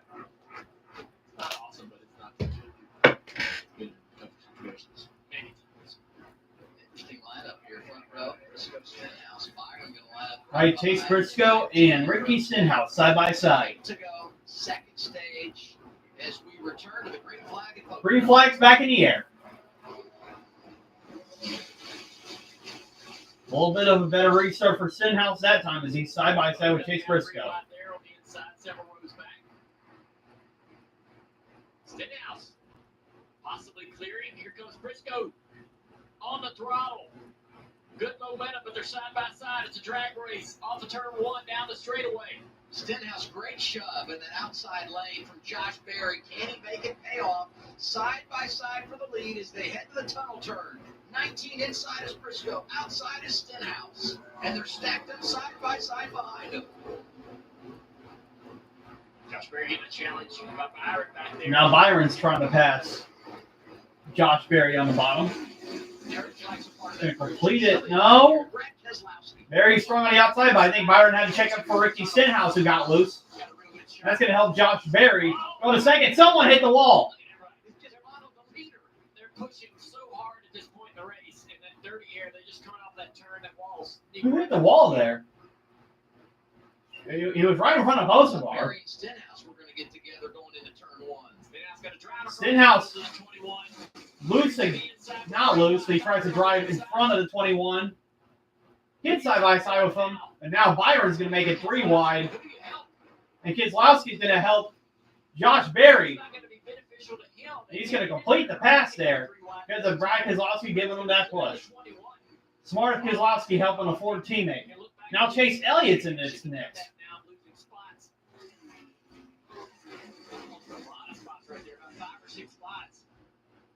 To that 3 wide. Hamlin, one of those drivers taking advantage. The 11 car back up to 7th in the running order. And Stenhouse is just so frustrating for these guys. We know who Brad's following here. All the way to the bottom, looking for that 17. Chris Buescher, his teammate, the car he owns. It's just not a good deal for him because look at the ground he loses following that 17 into the corner. I mean, tens of car lengths that he loses. But it does clear the 17. Byron is finally clear of Stenhouse as well as Chase Elliott. Stenhouse back to 5th. Now the 17 of Buescher trying to go take that spot away from the 47. He's got a Yeah, a lot of people making aggressive moves now. Getting close to the end of stage 2. Up 9 spots since the restart. So just proving once again great speed. Freddie said that this was shocking. Yeah, this is just everybody pushing as hard as they can. Chase a little bit of contact, no big deal. The one a little contact. 22 contact, 48-16. See Hocevar? I mean, he's the one that always lets it hang out, and he stayed just off the wall as he squeezed it up off of turn 3. Yeah, he said, I hit that. Oh, Larson barely hit the wall there. Everybody's running close to the wall. As Briscoe and Barry have checked out from the field. Chase Elliott is now up to 3rd, his highest running position today.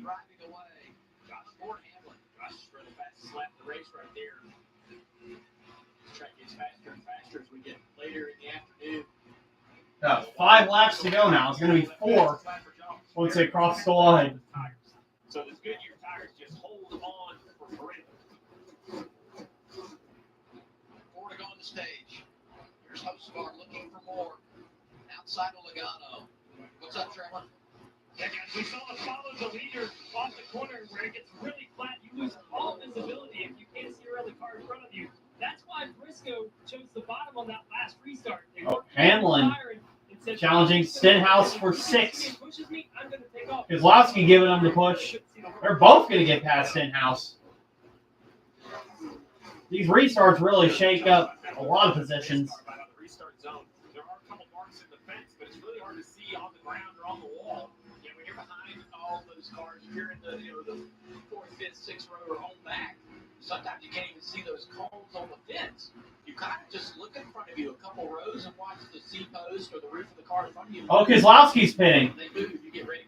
Here comes the 6th to pick. This is a strategy call. Absolutely. Planned pit stop for the 6th, Trevor. Remember, he's trying to win. He's not going for points.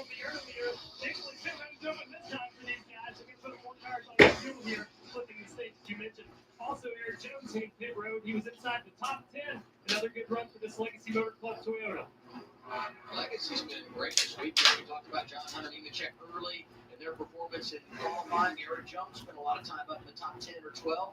42 in making a stop as well. Yeah, Brad's been very vocal where they're at the points, way back in the 30s. That it's a must-win. That's the path to the playoffs. So no surprise he wasn't concerned about points. Well, I think Big closing speed. Briscoe trying to break here, or he's trying to pit. Both of them are going to stay out for stage points, it seems. Pit road. Briscoe leading. And in line to have a really good points day. Having nearly 40 points above the cut line. 4th in that opening stage, got him 7 stage points, and he would show in right now as the race leader, but across the board, regardless of how it plays out, you want to take advantage when you have that opportunity. 19 getting it done this afternoon.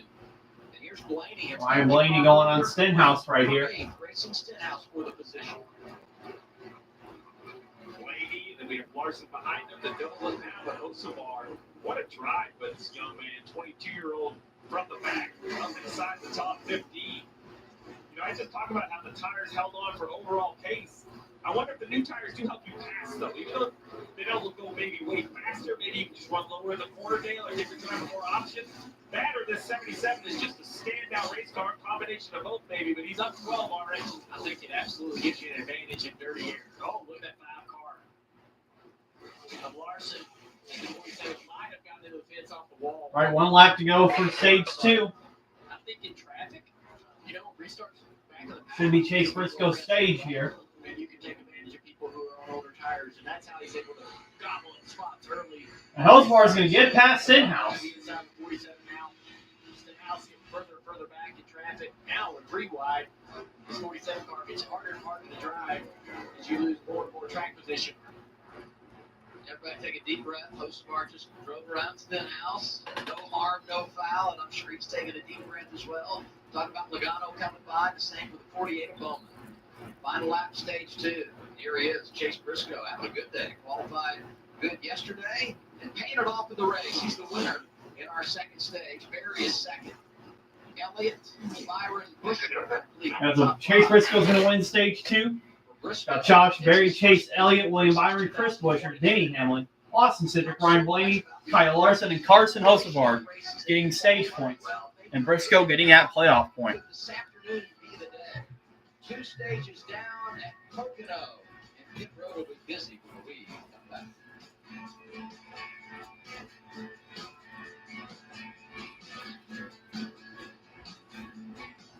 Join the more than 7 million adults, like Michael, who've taken Ozempic. As touring musicians, my type 2 diabetes could have slowed us down, but I didn't let it. I'm Michael from the Warren Treaty, and this is what my Ozempic era looks like.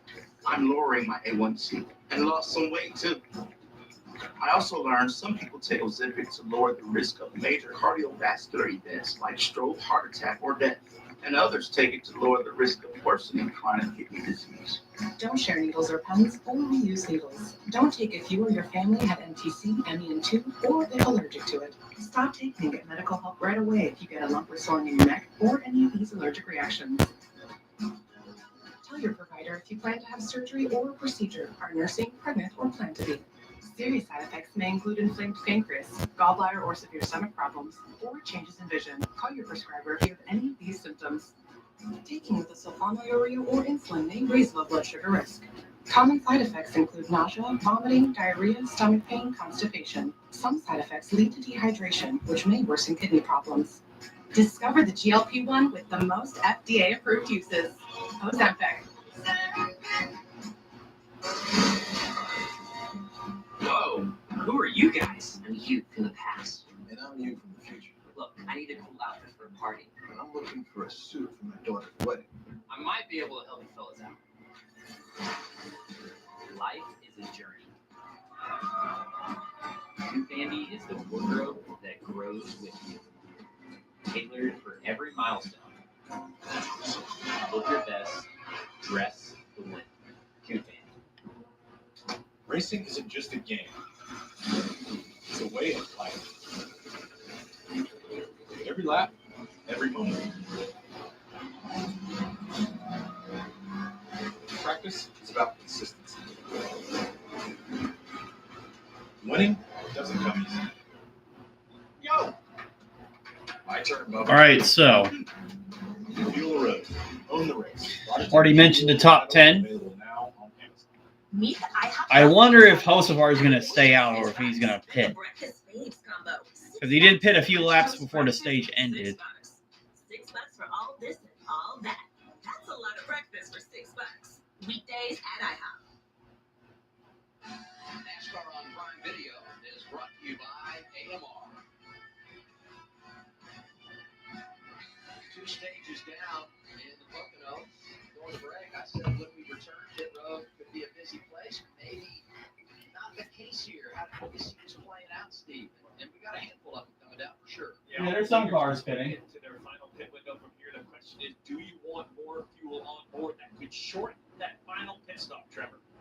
Yeah, Steve, that's Byron's down pit road. 24 is hitting pit road now. Not as much takers. There's a window to be able to take 2 tires and gas later on. The only issue on that 24 is the steering rack right now. I feel Stenhouse also pitting. Not surprised that he's running awful. That's Ricky Stenhouse Jr. Last stop on lap 47.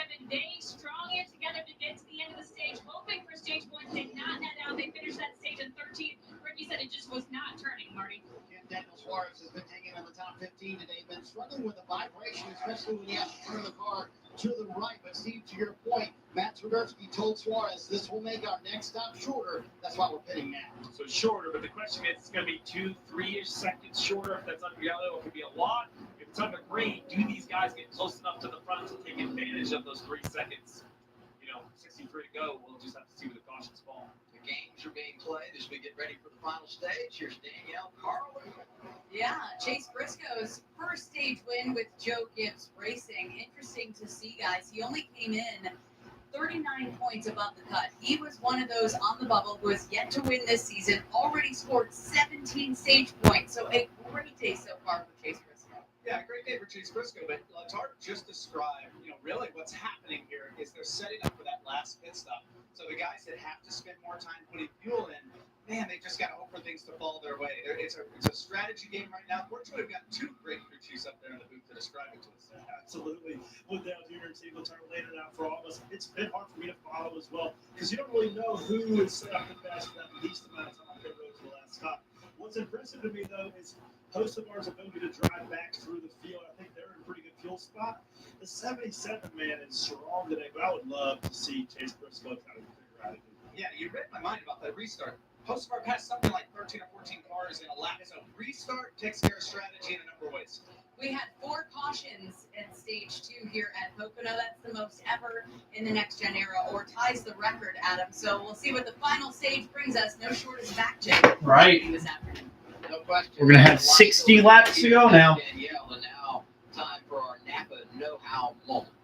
Well, keep talking about fuel load, right? And I call it the fuel tax because you can get it down the road just like the taxes keep it firm. But at some point, you got to pay Uncle Sam. At some point, you got to pay the fuel tax, which means you have to get fuel in the car. Did you do it now? Or will you have to have a longer final stop and do it then? And if the restarts get more and more crazier toward the end of the race, the best opportunity to get that track position that you need as a driver is to be aggressive when they happen. So, make as much hay as you can when the restarts happen down into turn 1, and then also we've seen a lot of brake issues. Who's managing those temperatures? Who's keeping those issues from being a problem for them today? That a lot of the drivers were definitely aware of some of the brake issues some of these teams are having. Well, update on this 45 and 23.11 really quick. 35.23 rotors brake, flat tires out of the race. The 45 inspects theirs. They go to the garage. They make repairs, make some brake changes. They must have felt that they were having the same sort of situation. They lose 2 laps. I only say that because they're the only car laps down. A quick yellow to get a free pass, another quick yellow, and let down. You and I talked about this is really Formula 1-esque. We don't see a lot of, I don't always use the word perfect, but running race cars get pulled off the racetrack and make a mechanical repair. But these long yellows, really a great plan. If this 45 finishes and gets back on the lead lap, heads up with this 45 team. Kim? Yeah, and you mentioned they saw something they didn't like by the brakes. That came at that caution under lap 78. They looked at it, didn't like what they saw, but I did confirm for the team the rotors were not cracked, the ones that they took off. So they just saw something that indicated it was going the direction that his teammate Bubba Wallace had, but confirmation of no cracks on the rotors. There's took a lot of adjustments, guys, with brake cooling, and also you can do some stuff internally to the rotor by limiting how much air goes through the veins. No telling what the 2311 had, but they obviously know what the other 2 cars had. They decided to make this change. It's unprecedented for them to come to pit road or to the garage actually make some adjustments to that car. But we watch the choose here. Briscoe taking the top of the racetrack, it appears, with the 21 buried to the inside. And that second row, Busher and Chase Elliott will be key figures on this restart. Busher in the outside line is sort of forced to follow this 19, push the 19. He cannot move left or right. But the 9-car Chase Elliott can decide if he wants to go 3 wide or stay committed to that 21 variant. Trevor. Yeah, Chase Briscoe last time, guys, took the inside road thinking he could get a good push to the 24, but he almost gave the lead up to the 47, who had 25 more laps on his tires. This time, with Barry being on similar laps, he felt like the outside was his best chance to defend. He's hoping for a good push from that second row, like you guys mentioned. Yeah, when you pick that outside line, you kind of box in the car behind you. He has no choice. If he can get connected to that rear bumper, you're going to be in good shape heading off down into turn 1. It's much more difficult, I think, for the inside line to get organized, get connected, stay together, and stay committed. It's so tempting for the following car to pull out and go around the lead car and take everybody I think we're restarting now. What do these cars need? Well, right here, this row. Austin Dillon, Brad Keselowski, they start right before the stage. So that fuel tax I mentioned, they have about 15 laps more fuel on board. Why that matters is the final pit stop will be shorter. And further back on board with William Byron, hit it at the stage, so he has the most fuel load. He's all the way back at 23rd. For this strategy to pay off for any of those cars, this restart has to work. They have to go forward. They have to get close enough to have that short pit stop paying dividends. Christopher Bell gets the free pass on this. All right. Whose strategies can work out the best? Remember, some of them pitted a few laps before the stage, and some of them pitted at the stage end. But Briscoe and Barry, are they good enough on fuel? What's going to happen? Green flags back in the air. See how aggressive these drivers are going to get. Good organization and connection by both lines. And outside lines doing a little bit better. You see they got 3 cars together. Denny Hamlin, the 3rd car, makes the difference. Briscoe dives out front. Busher coming to the outside lane, trying to get to Barry. Chase Elliott is there, so is Denny Hamlin to the 11. Hamlin and Busher starting to reestablish that track position. Started on the front row today, so good early. I was wondering when we would see them back to the front. Hamlin is now closer to the front. And Chase Elliott, being aggressive, is going to pass Josh Berry on the bottom. Yep, Hamlin up to 3rd. Elliott trying to get 4th, and he does. Look at Hocevar outside of Logano. Hocevar almost had to check up for Logano there. Problem here. Wow. How did he not get into the wall? I don't know. 77 drivers done for mistakes, but what cannot be denied is his raw talent to find speed and speed in traffic. Very impressed by that 77. He'll go anywhere on the racetrack to do it. Top of 3. It's an opportunity. A lot of grip up there in that 2nd, 3rd groove down the back straightaway here. Bowman trying to find a way around this 22. Got forced to push him. Yeah, Elsamar kind of being stalled in traffic right now, trying to get past one of the hardest drivers to pass, Logano.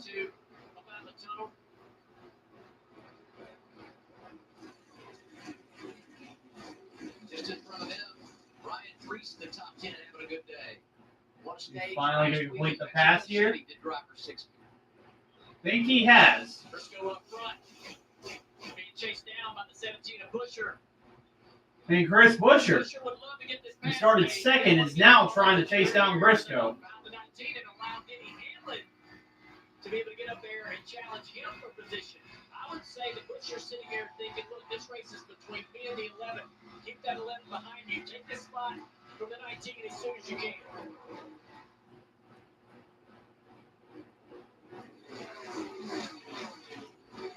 Ryan Blaney out of line, picking up a spot. Recovered from a speeding penalty. 12 car back in the top 5 on this race last year. And here comes Larson in the 5. Yeah, Barry had a terrible tongue turn right there. No speed off the corner. He's going to try to stay out here around this. Oh, Larson They're both up the went a little bit up the track. Barry and Larson had to check up, and that's going to help Cindric get a couple of spots. Deuce comes through and gets it. Larson trying to slide job right there. Barry was going to stay on his outside. Marty. Junior, just to remind everyone at home, this is twice now for Ryan Blaney through the field in the 30s. Larson once again up high. Larson's car just not been that good today. Comes open to make it to the end of the race. Remember last year, Jonathan Hassler was willing to gamble on that last caution of the race. Hassler left pit road 4 laps short of fuel, banking on caution. He got those. Blaney won here at Pocono last year. Rarely can you have track position and be comfortable about your situation. The entire pit road is just so aggressive with their pit calls, which matches the aggression of the racetrack. I mean, the whole thing, it's just take. Pit road, restarts, traffic, everywhere. Oh, Barry trying to squeeze in front of Priest right there. Barely enough room. Not sure he heard all clear on the radio, but he made it work. Yeah, Barry's lost a ton of spots here in the last lap and a half. Trying to make that up to an end, and now he jumps to the outside of Chastain. Can't make it work. And still side by side, the 77. Oh, and Logano. Here wide. Yeah, Keselowski had been on the other side of the momentum. Now he takes advantage, goes around Logano, and Hocevar, another Ford that's marching through the field and passing a lot of cars today. Driver 6, Brad Keselowski. Now I wonder who's going to have to pit and who's going to make it on fuel. So there's been drivers with tire issues today. You know, when Brad won here in 2011, he was coming off a really bad practice crash and had a busted ankle. So he knows all about dealing with adversity and having success here at Pocono. And coming back today after that miscue when they came down pit road, and it was closed. Meanwhile, top of your screen, battle for the lead. Briscoe has got it. Busher is right in his hip pocket. Yeah, Buscher's closing in on Chase Briscoe. They're saying that Chase Briscoe might not be good enough on fuel. In the summer stretch, I want to say, and it's not even the same style racetrack. They're saying it's probably going to be between Chris Buscher and Denny Hamlin. I can see that. You know, Buscher in the 17 car continue to impress with their variety of speed. You know, we've seen it short tracks, big tracks, road courses. Got that first career win here at 16. It was the fog out race. They played strategy, and it all worked out for him. If he wins it today, it's just going to be because they've got an outstanding race car. Qualified on the front row. They've lost track position because of all the various strategies. There is no doubt about it. One of the best cars here today is that 17. And then back behind them, check out this. Yeah, the 54 almost wrecks off the nose of the 38. And then that costs the 24 Byron a lot of positions right there to the top. This just kills what the 24 people was trying to do. Yeah, Byron cannot gain any passing or track position, so that's going to hurt his strategy. Can't get where you need to go, and you reach the final stage. Just over 50 to go, Trevor. Yeah, guys, to start this race, the radio conversations were quite different than we normally hear. As soon as the caution would come out, you'd hear drivers just asking their crew chief, what are we going to do here? And not getting many balance updates. Now, about 10 laps ago, you're starting to hear a lot of feedback from drivers on that balance. The picture's getting much more clear as to what the strategy's going to be, Steve, since that tunnel vision starts to fade off and you start worrying about the speed of your race car now. Absolutely, and I would have encouraged my driver. I know they're curious about the strategy, but that's part of your job as a crew chief to ask the right questions. Hey, this is what we're doing, but what does our car need? Because I'm not sure we're going to get all the right calls, but if we do, let's at least have it drive the best possible when we're out front. These battles up front are just fascinating to me. This 17 now, a lane lower in turn 3 is going to have a little bit of momentum. We can't get the power down. So your top 10 is 0. We got Chase Briscoe, Chris Buscher, Denny Hamlin, Chase Elliott, Ryan Blaney, Austin Stewart, Kyle Larson, Ross Chastain, Josh Berry, and Brad Keselowski. Briscoe running the middle of the racetrack. Taking away I think in the best position right now is Buscher and Hamlin. But if this fuel mileage gets extended, I think Keselowski's in the best position.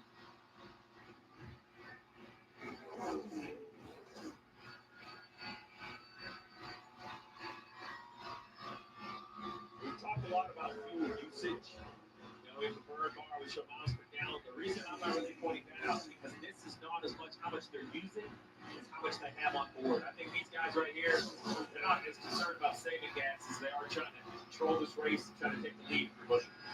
Briscoe in charge of Pocono.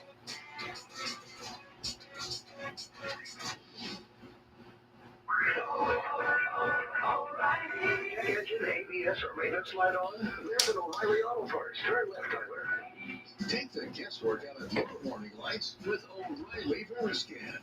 It's free and provides a report with solutions verified by ASE certified master technicians. And if you don't want to do the repair yourself, we can recommend a shop for you. Okay, Tyler, let's go fix your car.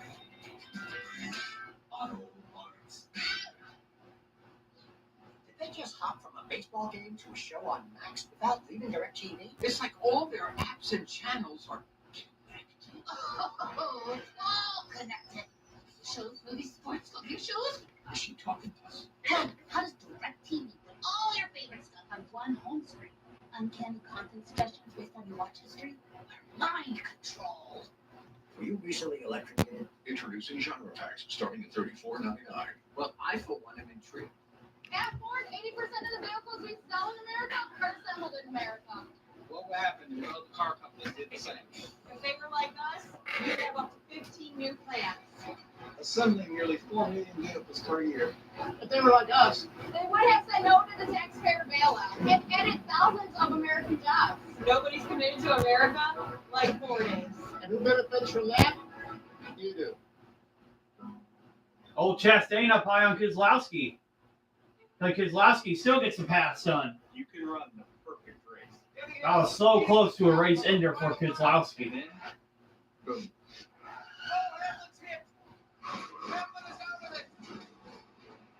That's true in racing and life.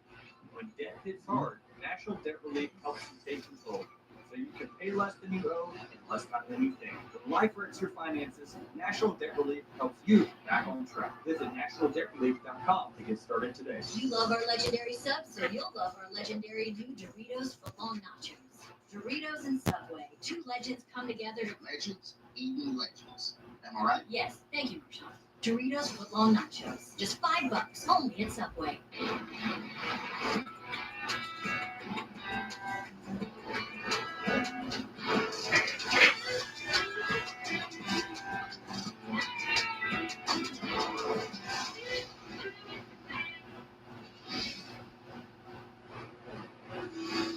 Back in Pocono, now we get today's Credit One Bank. One to watch. Dale, who you got? I'm going to pick Ryan Blaney. Last several laps on the racetrack, one of the top two cars. Came from a speeding penalty that happened earlier in the race, able to drive himself into the top five. Two-time winner here, including this race last year. I'm going to take that driver we see right up the hood of Ryan Blaney. That's the 9 of Chase Elliott. I think what was lost with SVG's dominating performance last week was Chase Elliott driving into the podium from outside the top 10 of that final run. This 9 has speed again. He has pulled it off here at Pocono. Maybe today's the day, hanging around in the 4th spot. Brad Keselowski trying to end a winless streak of 39 races, put himself in the playoffs. He had that miscue, lap 58, coming out pit road when it was closed. He stayed positive on the radio, coached up his group. He said it will come to us, and it has. They're on the plus side of it. When you look at fuel mileage, he's running ninth right now, thinking about career win number 2 here in Poconos. 47 to go. We expect the fuel window to be around 40, maybe 41, depending on pace. We've heard Marty mention a few times the gamble last year of people hit it before they can make it. Why would you do that? Because if the cost comes out, anybody who still has to pay you would cycle in front of.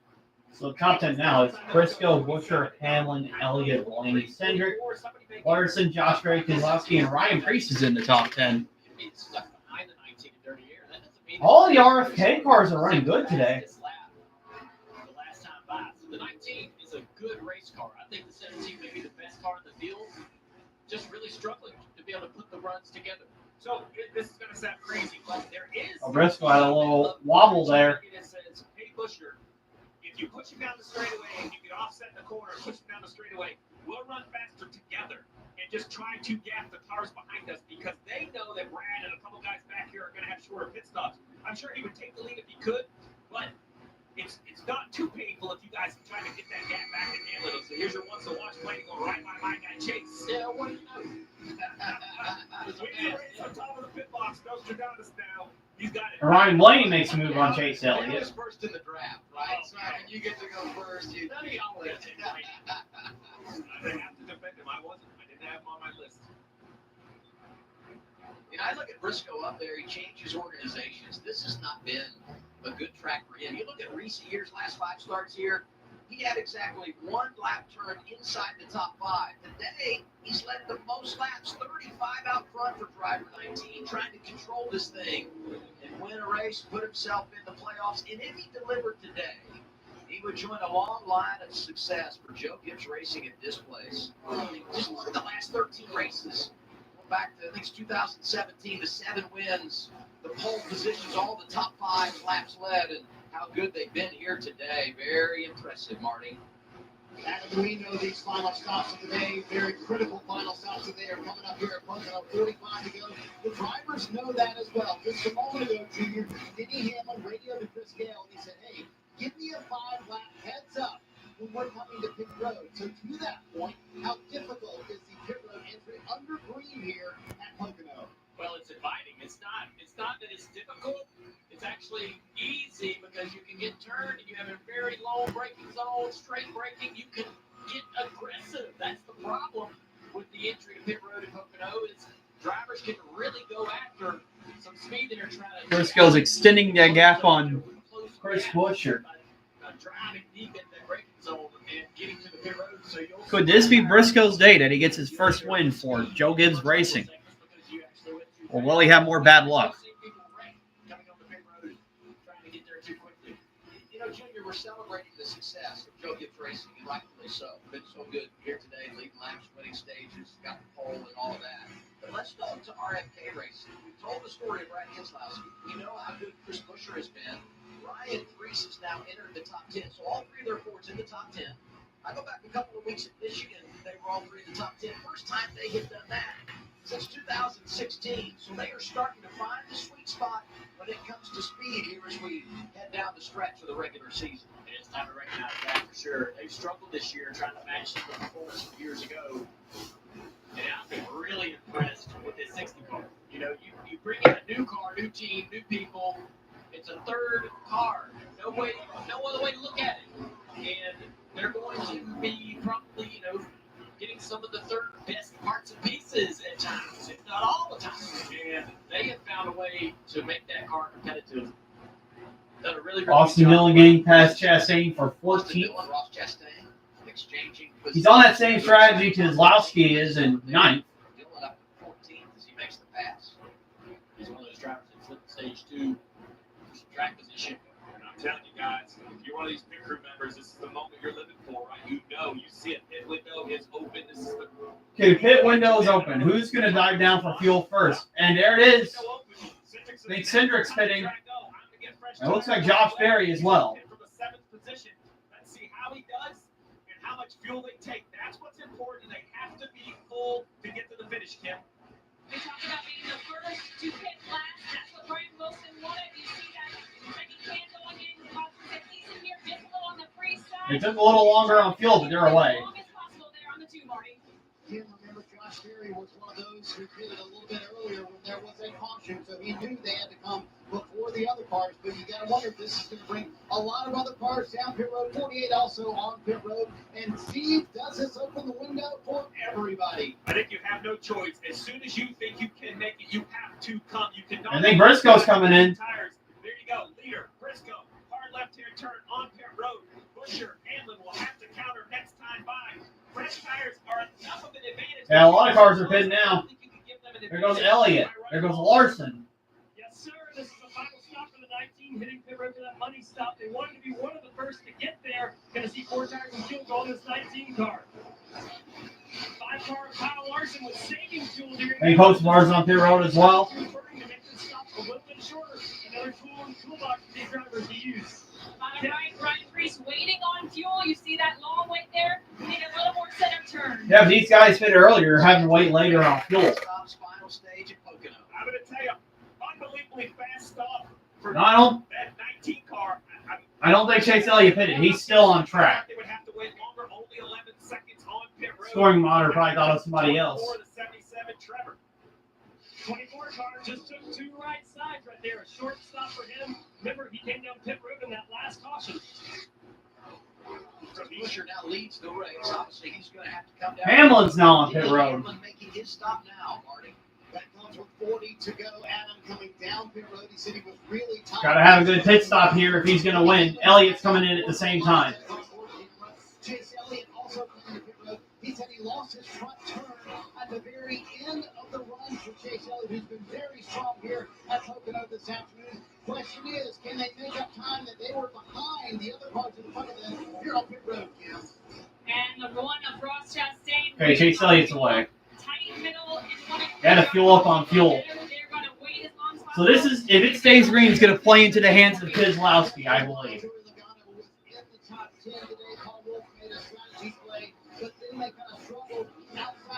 They have fresher tires as well than the others. Ryan Blaney's now the new leader. The 19 of Chase Briscoe everywhere, but couldn't nail the pass in turn 2. He has had no complaints about the handling of the 17 car. Now we'll watch to see what Scott Graves does here to make the call in terms of fuel for Chris Buescher. And heading in that little bit of track position, he was behind the 19, 4 tires for the 17. On the screen, on board with Oh, slow stop for Chris Buescher. And I think Briscoe's going to beat Buescher off the road easily. Clear him on the racetrack and drive off. He will become the leader, but I will tell you, that pit stop for the 19 was shockingly fast at 11 seconds. If this is full, great job of the But did Briscoe get enough fuel, though? Great job by Briscoe, who maybe was saving fuel. This is going to play out in front of us, 38 to go. We still have a few to pit. But Buescher, we saw him wait on fuel, and look at who cycled in front of Buescher, the 11 of a Hamlin. So these cars are all assuming they can make it to the finish on fuel. Long run here at Pocono. And that's the advantage for Denny Hamlin. Yeah, Hamlin's ahead of Chris Buescher, too. In that car before this cycle. He's now in front of the 17. If this comes down to a race between the two, Denny Hamlin's had the adjustment to fix the balance of the car and now has the track position to take this thing to the finish. Top 12 yet to make a pit stop here in this final cycle. So when I was talking about when we look at pit stop times, we're going to assume they needed the same amount of fuel, but just look at this. Briscoe 11.0, Buescher 14.4. Look, that's not a mistake for Buescher. That's not like slow tires. That's how much fuel they had to put on. Can Hamlin and the others make enough fuel, though? We know Kozlowski and These guys started counting every quarter, Austin Dillon, every man. gallon all day long. Is this the day the 19 has out-executed everyone else? That 11 seconds shocked me. What an impressive job, Trevor. And you talk about the fuel tax, Steve, but how about the tire tax? The 6-car Brett Keselowski talked with Jerry Bowling and said, I want the tire advantage. We have more fuel right now, but that time with a shorter pit stop isn't as much as I think we can get if we go long and have better tires for the rest of the run. What do you think, Steve? I think that's their option, right? They made a mistake, Trevor. They came on pit road closed. They just can't race heads up. They have to do something. They worked on having more fuel on it, and he's out there running 53 sixes. I mean, this 6 car has clear track in front. So when you have it, use it, right? Like, this is the absolute goal for the 6, because I think it's their only is the wrong word, but it's their best option. Ryan Blaney's on pit road. The only chance Brad Keselowski. That puts Keselowski as a leader. Last year, Jonathan Hassler had the winning strategy for Ryan Blaney. He's pitting here with 36 to go. We'll see if this call to run long plays to their benefit as well. We mentioned Blaney coming through the field twice today. He has done it without the benefit of a cancer. He could have to work all day long. John, would you need to check bottom of your screen? Oh, caution, SVG. In the midst of these stops, we get a caution. 7th of the day. Brad Keselowski scored as the race leader. They had not yet made their pit stop in the green flag cycle. So now we're just going to have to see so many cars have pitted that we'll see where the 6 cycles back. I think what they would have rather done was pit under green, then the yellow come out, because then he could have kind of cycled out and had fresh tires, unfortunately, for the 6. This yellow, you see. Yeah, it's bad timing for Keselowski. They needed to make their pit stop first. Let's listen into the 6. I'm sorry.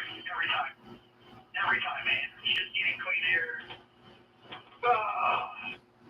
All right, so let's just review. What they wanted to do is run 5, 6, 7 more laps, come down pit road, then get a caution. Then you have brand new tires. Like I said, you have to gamble anyway. And when you have a mistake by coming down pit road closed, your gamble has to get bigger. You heard the frustration Brad knows from behind the wheel. He knows exactly how this is going to work out. What about those guys that were just on pit road? I mean, they're making their stops, caution. Wow. Out. Bad luck for Keselowski. Absolutely right. With the guys on pit road, the blend might be very different. Let's see what happens to the 88. Just gets loose right there. Out of turn 1, I believe. Last week's winner, SVG. Shane Van Gisbergen last Just week got loose and went into the wall. Playoffs, getting the victory at Mexico City, but it gets away from him here. Caution with 35 to go. So I think the question, I guess, is where does Blaney cycle out in all of this? He was on pit road. Looks like he's going to end up coming across finish line in 4th place behind, well, once everybody else comes to pit road, he's behind Briscoe, Hamlin, and Buescher, so kind of a bit of an advantage for the 12, I suppose, to catch that caution. when he did. Hey, look at our scoring line. There are 6 drivers that have not yet made a pit stop. And then 7, Chase Briscoe was leading when the cycle began. He maintained that position, or he will have done so once everything cycles through. These guys get their pit stop. Hamlin talked about jumping in front of Busher, and then you mentioned Ryan Blaney, who came at lap 124 and was on pit road when the caution came out. That's why it's important for these guys like Briscoe and Busher and Hamlin and Briscoe for, when the caution comes out, stay in the gas, run hard, because that would have allowed Blaney, I think, to cycle in front of him if they would let off the gas and slow down and allow the pace car to kind of pick up the field.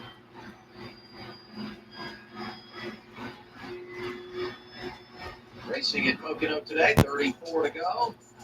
Do a little drafting next weekend, Friday night, Truck Series. Racing a practice rather for the trucks in Friday evening, and then Friday afternoon, I should say, qualifying for Xfinity cars Friday, then Friday night. We got the Xfinity race on CW, qualifying for Cup teams Friday, Saturday night race for Cup cars as we head over to TNT. Truck Series racing Saturday afternoon at Line Rock on FS1. I tell you what, the guys, the girls, the men and the women down to the trucks, they're finding replays, they're picking through radios. We'll check this out, listening to the 19. Thank you. We don't feel it, Jay, because we're not ready to leave. So we're just going to see how this goes and see if we can make everything you can do to save together. All right, so there you have it. They are not good on fuel. Also, Chase Briscoe's not good on So fuel. we talked about the time, but let's show you what it looks like. 19 on the left. Race is very strategic. Show the pit stop times. This isn't old school. This isn't slow pit stops. It's all about the 2 guys with the dump cans. Both right sides look good. They come to the left. Now watch the difference. The 19's going to drop to Jack, and he goes 11. Wait. The fueler shakes his head. 2.5, 3 seconds worth of fuel. That's the whole situation. Execution, communication. Oh, frustration. You see the body language. So I don't know if it was miscommunicated. Well, remember when Blaney won last year, he didn't get much fuel on his car, but then a caution came out, and he ended up winning. So that's like 6 laps. I mean, you see the difference, right? I mean, 11.0 to a 13.3. That's the whole difference. James Small and Chase Briscoe had so much speed. He told Carl and Corey on the stage, we just have to execute. And then here we are. Now, look, they may get lucky enough to have enough yellows to connect. Maybe they'll get lucky enough. All right, we got some pitters this time. Probably the ones that didn't pit under caution. All the cars staying on the racetrack. Here's Kim. I mean, you never know what could happen. With a late caution like this, there's probably going to be more of them. They were hoping to play it a little bit differently. Kyle running tight all the way through turn 1, slight adjustment. So they'll take tires and put some fuel in. Trevor. Yeah, 6 car. Gary Boland's saying, we're just going to have to eat it here. They debated staying out. They could have gone to lap 138, but they felt like the risk was too great here to try to catch a caution. We got a yes, sir. And they're just going to have to eat the phrasing for Trevor Bain. It never disappoints. We return to the green flag in a moment on Prime. I wish my TV provider let me choose what I paid for. It's going to be interesting to see how this race is going to end. Sound of that. Choose and customize your channel link. We'll pause and watch for free. Sling lets you do that.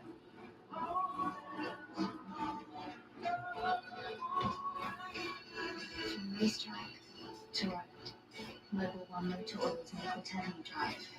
Drive more BTV. Ever since we hired Dale Jr. and I, huh? Breakfast has been moving fast. All right, looks like the pancake got third. That's three. Go. Is that Dale Jr.? Order for catering?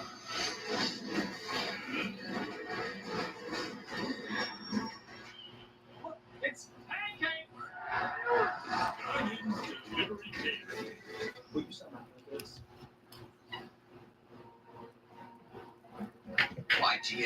So Briscoe and Hamlin are going to be side by side. Blaney's going to be in third. Genuine parts and AC Delco are the true original equipment for all General Motors vehicles. Plus, AC Delco Gold and Silver. I know Kozlowski's not second. Parts backed by GM. Those in the know stay on the go with high quality replacement parts from GM Genuine Parts and AC Delco. Yeah, Blaney's third. Chris Busher's fourth. Fifth is Elliott. Sixth is Larson. Seventh is Cindric. Eighth is John Nemechek. Ninth, Josh Gray. And 10th, Ryan Priest. Most of ours are 14th.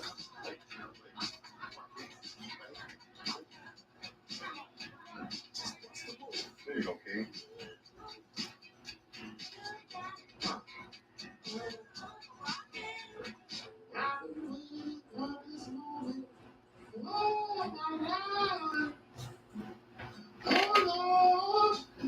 Oh, LeBron James is terrible at singing.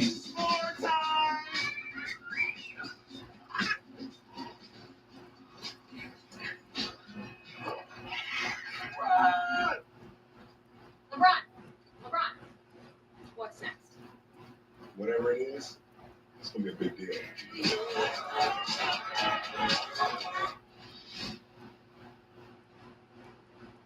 32 laps to go. It's the NASCAR Cup Series in Pocono, presented by. Have around 30 laps to go.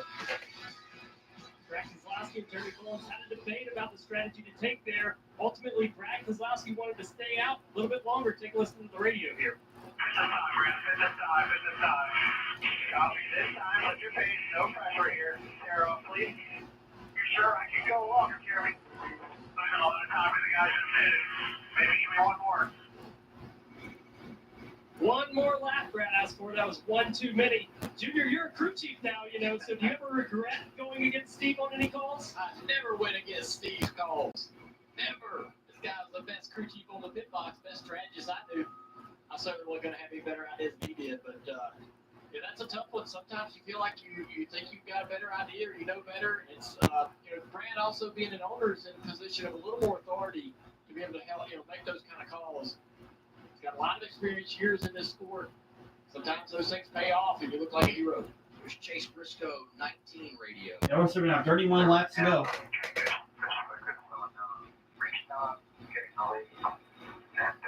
Right now, it's 6 o'clock, or 6:07 where I'm at. It's 7 o'clock there in Pocono, Pennsylvania. So I wonder if sunlight's going to have a factor.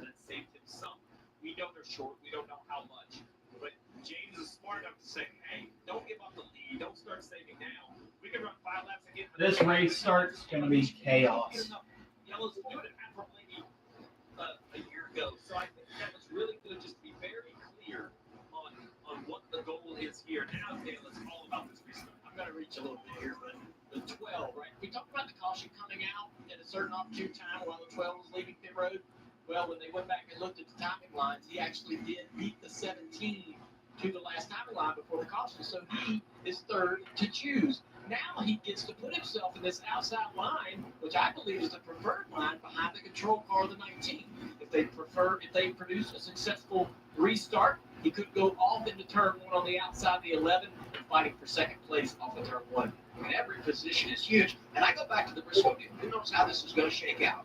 However, they've scored 17. We've got Hamlin on the inside, Briscoe on the outside. Can Briscoe save enough fuel to make it to the end? But they have already put themselves in position for a good point today. And that might And if the caution happens later, is anybody going to hit them? this race knowing you got some points in the bank. And I know all that fuel is a lot to try to figure out, but I'm going to tell you, grab some popcorn and a cold beverage. This is going to be unreal right here on this restart. What it's all about. There'll be 30 laps to go. Teammates out front, Briscoe and Hamlin. Lenny Busher up there. Talk about Chase Elliott, Kyle Larson finding their way to the front of the end. Cindric, Nemechek. Fun run to the finish. Okay, here we go. Briscoe, Hamlin. Who's going to win it here in Pocono? Green flags back in the air. All right, the 12's in the back of the 19. They got help from Chase Elliott as well and out outside line. The inside does not connect, and look at the ground they lose. Wow, look at the run Briscoe's got on the outside. He's going to get the lead. Teammate that makes the 11 at the lift, the 12 with a chance to clear is not going to do it. Then he's going to side draft really. Oh, they're 3 wide. Right behind the top 3. Two winners here, racing for second right. Larson trying to gain some ground. Elliott's clear to 4th. Kyle Larson, the pitcher. This is a tough restart for that 17. started on the inside in third. Now he's back here around sixth, battling for his life. And how about Reese running into the outside lane, giving a shot to his teammate? I have a feeling we're going to have another caution.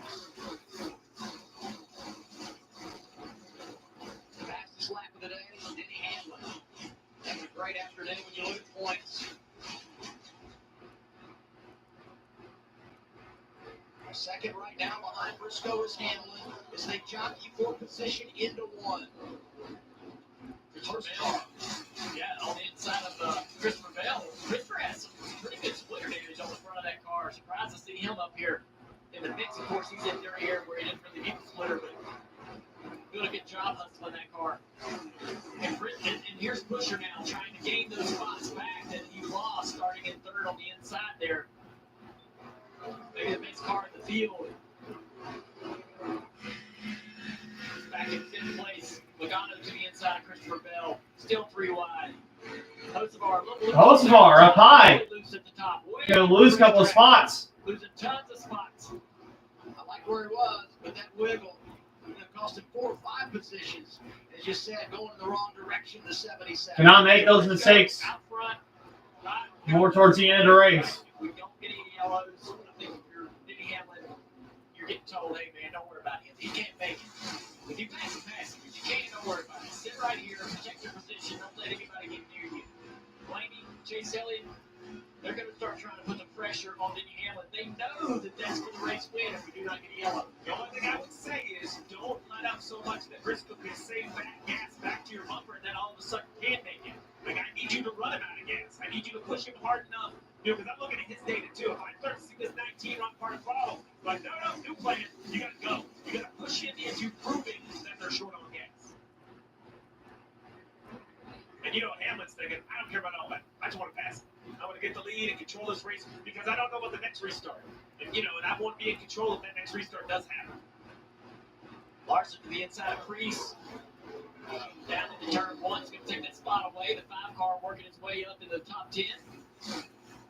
I just want to point out that car in 6th position right there. Just left our screen. John, I didn't even check this for you, too. We talked to Travis Mack being about strategy. He said he was going to have to make some decisions between points and strategy. Well, they caused a very efficient race. We haven't said their name a lot, but here he is inside the pit window, 27 to go, enough fuel on board. Yeah, so here's the thing.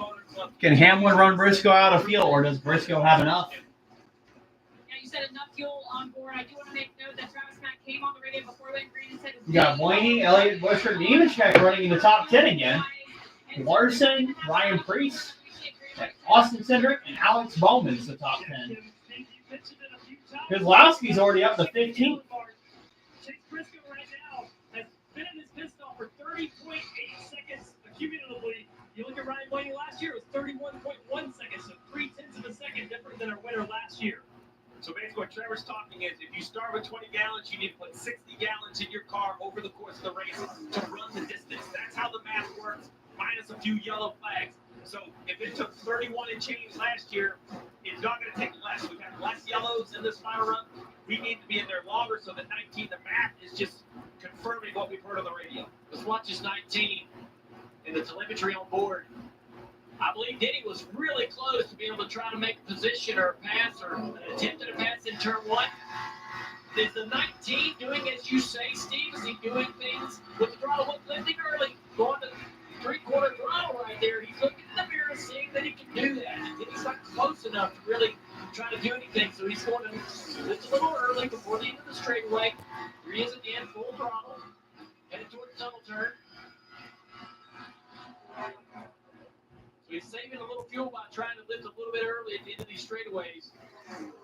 All while watching where Denny's at and trying not to allow that little car to get by. Well, let's check it out. Chase Briscoe getting nearly 5 miles a gallon. Denny Hamlin 4.6, meaning for every gallon of gas, Chase Briscoe's going about another third of a mile, another quarter of a mile. That over the entire fuel run may be a difference. So to your point, that's not my luck, and that's not my tune-up. That is Chase Briscoe saving gas versus Denny Hamlin. Fuel mileage continues to play a role here at Pocono. Right here, digging the straightaway. Yeah, Hamlin's closer now. There, and it jumps up to 5.2. Look at that last lap. Big saving, big chunk of saving right there. And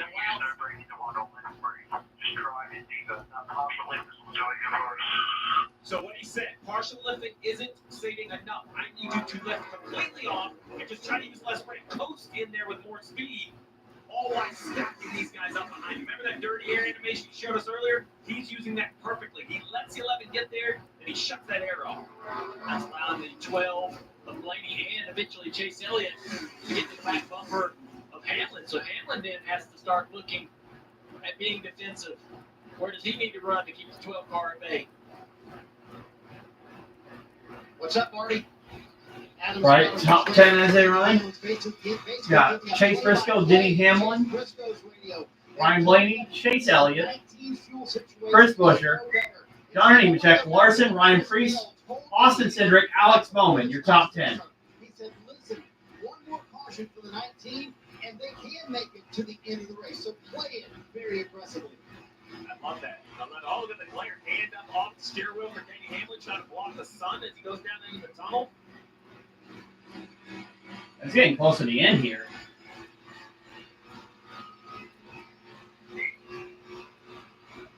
I love the cat and mouse at the end of these. It's just right on board with Hamlin right here. See if he can sort of game. What Briscoe's trying to do was. I'll be right back, guys.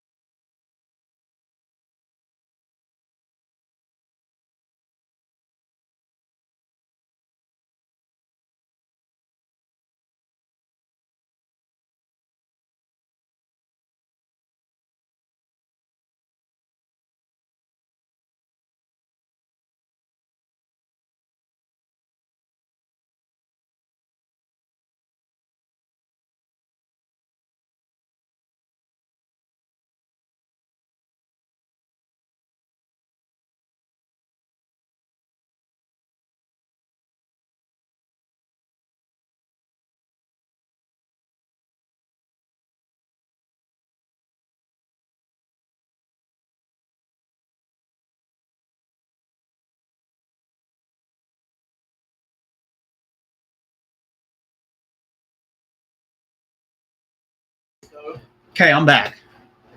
45 out there. I don't know if it's helping the 19 handling, but it might help the fuel mileage a little bit. So Briscoe continues to save fuel in front of Hamlin. The gap's kind of extended. Time for the Chevrolet team update, and Chase Elliott sitting in the fourth position. He has been so impressive in the second half of this race, and they lose a little bit of turn later in this run, but they kind of felt like this length of run would fit the bill for the 9 team. But right now, Sorry, Dick, I'm not looking at your reels right now. The race is about to end. most impressive cars coming up to the field late in that race. Right now, looking at back-to-back top fives. I said it earlier, but an incredible finish last year for that race team. Unbelievable rally to finish it after they had a speeding penalty. This team just knocking on the door, chipping away as they think about their first win of 2020. Yeah, that lap car of Reddick could help Briscoe. Look, and the top 5 drivers, only one does not have a victory under their belt here at Pocono. And it's the man leading this race, Chase Briscoe, first year at Joe Gibbs Racing. Tell you what, Briscoe is doing an amazing job. Dale, you talked about rolling out from the throttle early. lifting and not using any brake. Let's look at his system right here. I was looking at the miles per gallon. He's up to almost 5.4 miles per gallon versus like a 4.7, 4.8. There you go, 5.3 right Yeah. now. With Briscoe having a bigger gap, that's letting them save more. That's the best mileage of anyone by a very big chunk. Marty.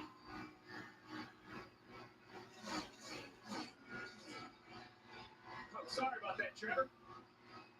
Hey, it's okay. You can call me anything you want to, Steve. But yeah, Chase Briscoe here, as he has started to save, he's going faster. I know that's frustrating for a driver. You feel like you're backing up the corners, and they're calling out lap times that just don't make sense. But sometimes that's how it goes, right, Bill? Absolutely. That's why I was thinking, he's able to lift a little sooner, roll speed down in the corner, roll through the center of the corner quicker, back to the gas, way more comfortable. He can get even more aggressive on the saving. Lifting earlier. Denny's not really pressuring him. This is a really nice lead he's got right here. So that is the miles per gallon. I'm sorry, Dale. That was the miles per gallon I was circling there. He can get after it a little bit more, lift even sooner. I just feel like he's going to have to take advantage of every single lap to be able to gain what he needs to make it to the end. Yeah, I'm surprised Hamlin has announced earlier on him. Further on every gallon, right? So just do the math. Say he was 3 laps short. That's 6 miles. So, that's a lot, but with that bit of savings, you might be able to get there. Now, I'm assuming he's 3 short reading the radio. It's like a poker hand being played right now. I'm not sure exactly. We know what all their cards are. Well, I go back to Michigan when Hamlin was saving, and we thought it was really tight, and then he's doing burnouts and all that. So, the science is way better, but you truly never know till you cross that finish line in this situation. Well, he's got 16 laps to go. And that's not a long ways to go. Yes, getting close to the end of this race, that's also not a lot of laps to be able to save additional fuel. Has he done enough on the front end of the run? He might have been a little nervous to do too much and allow that 11 to get by because then the race is lost. But has he saved enough on the front end of the run here? Has he saved enough? And back to what you've said multiple times, does Denny Hamlin have the car to push it? Right? You see like how Chase dumped the throttle, right? He's doing everything he needs to do. The 11's just not being able to mount a charge. Let's listen into the 19 with an update. You know what you're doing, don't make any changes unless we tell you. If we maintain them, we can get there. If we maintain what you're doing right now, we will make it. Be disciplined. Negative, flip to a positive. A glimmer of hope. Right, 15 laps to go. At the end of the tunnel is no longer a train. Now it's victory lane. If you can just somehow maintain this. Now I want you to hold off Denny Hamlin while saving gas. It's such an impressive job by Chase Briscoe. This is why Joe gets hired, right?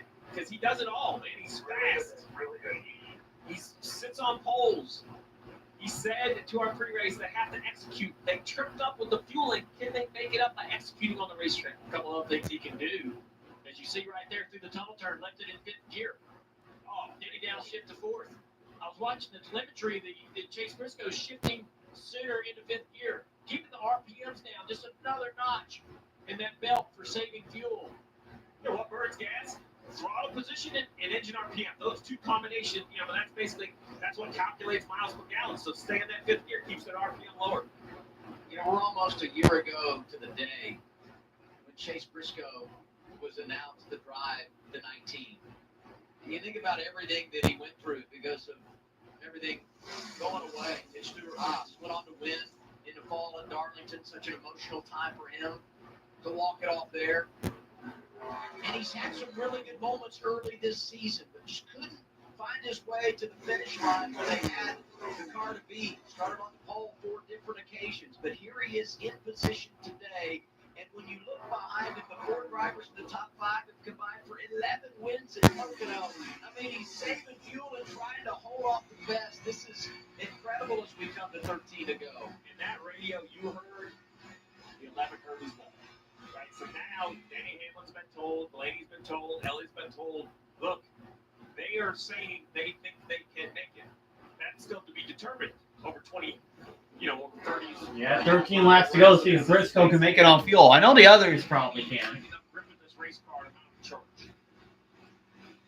But Ryan Blaney's not even that far behind Hamlin either. You got to imagine at some point they can give him the go-ahead to start even don't save you, right? Yeah. They told him to not change a thing, leave it as is. What does Denny have left in the tank? You'd imagine that he's not sitting back there waiting to make this pass or this charge late in the race, but he would have done that already. Is there anything left for him to be able to push?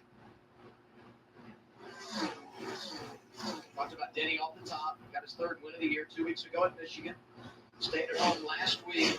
Missed the race in Mexico City for the birth of his son.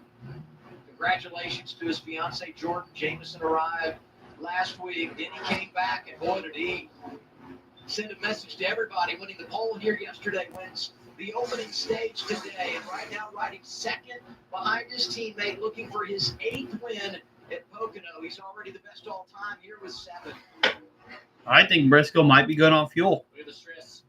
He keeps saving it more and more. Hamlin's not pouncing on him. It's just going to help him more. So that's the engineer. Judged by my experience yesterday, that's the guy that's actually the one telling the crew chief, here's your fuel mileage. Here's what I think we can do. Here's how hard I think we can run. Here's how much we need to save. And he's got to be right? The pressure is on the crew chief, but all the individuals on top of the pit box have such a critical role. Well, let's just remember Denny's last win, you just pointed out, was at Michigan. Byron led that until he ran out of gas. Neil, you and I were shocked at how many cars made it. Like, obviously, the information that these teams are getting is just so fine compared to what we used to have with some very forced guessing years ago. So the top 10 has to run. The top 10 hasn't really changed. Just the question is right now, can Briscoe make it on fuel? I believe he can. Small asking Chase to back up turn one a little bit more, but another thing you guys mentioned was the shifting for Chase. I don't think he's good to. Tunnel turn, he's leaving it in fifth gear. I don't think he's good to go full throttle yet, but I think with him the saving the way he is and the gap he has on Hamlin, he should be able to make it. If Hamlin doesn't charge up on him, of course. 10 laps to go. Look, I mean, I think Hamlin, Blaney, and Elliott are supposed to be good on fuel. You'd think they'd try to make a charge at Briscoe. Blaney continues to close that gap on Hamlin.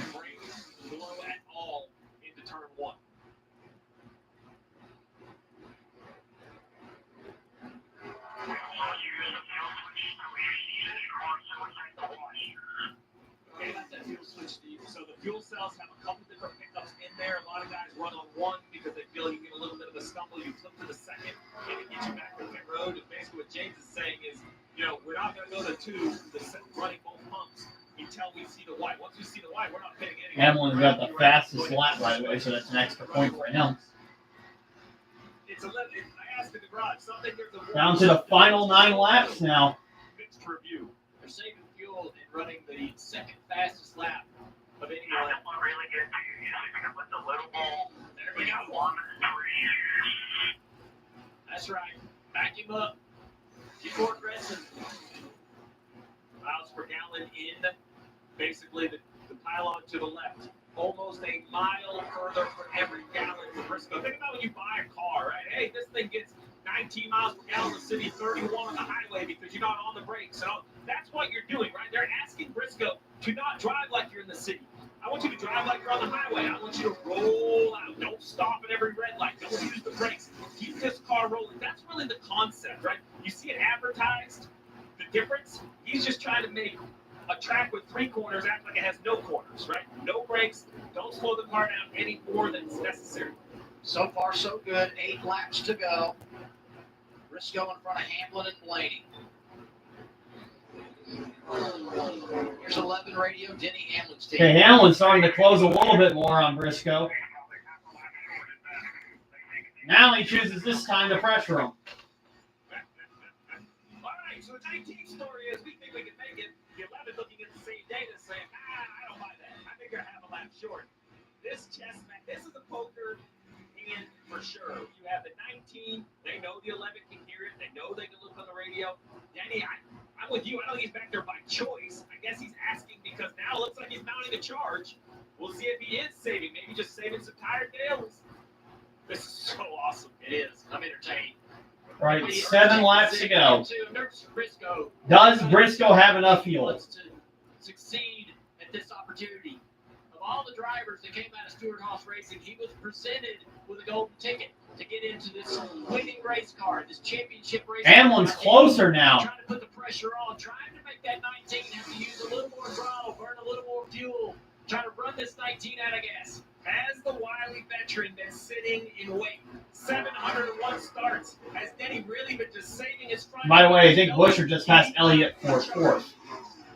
If so, runs the high lane around the bumps through the tunnel. He overdrove, missed it a little bit there, buddy. I don't know. You don't think that was Michael Troy? Yeah, lost a little bit of ground there, but dived it down into turn 3. 19 gains a little bit on corner exit there. Marty. Junior, here's the other thing in all this fuel conversation. Denny Hamlin's car seems to be getting better. They just told him a moment ago. Chris Gale said, listen, your lap times are improving. You can still go catch them, Trevor. Well, his lap times might be improving, but for Chase Briscoe, his team's just backing him up to Denny. You guys mentioned this Denny going faster. I think Chase was just saving more there. You could Yeah, don't forget, Briscoe and Hamlin get into the battle. Blaney is right behind. Yeah, that's great information. As soon as Denny got in, come Carl Lacey, misses the tunnel.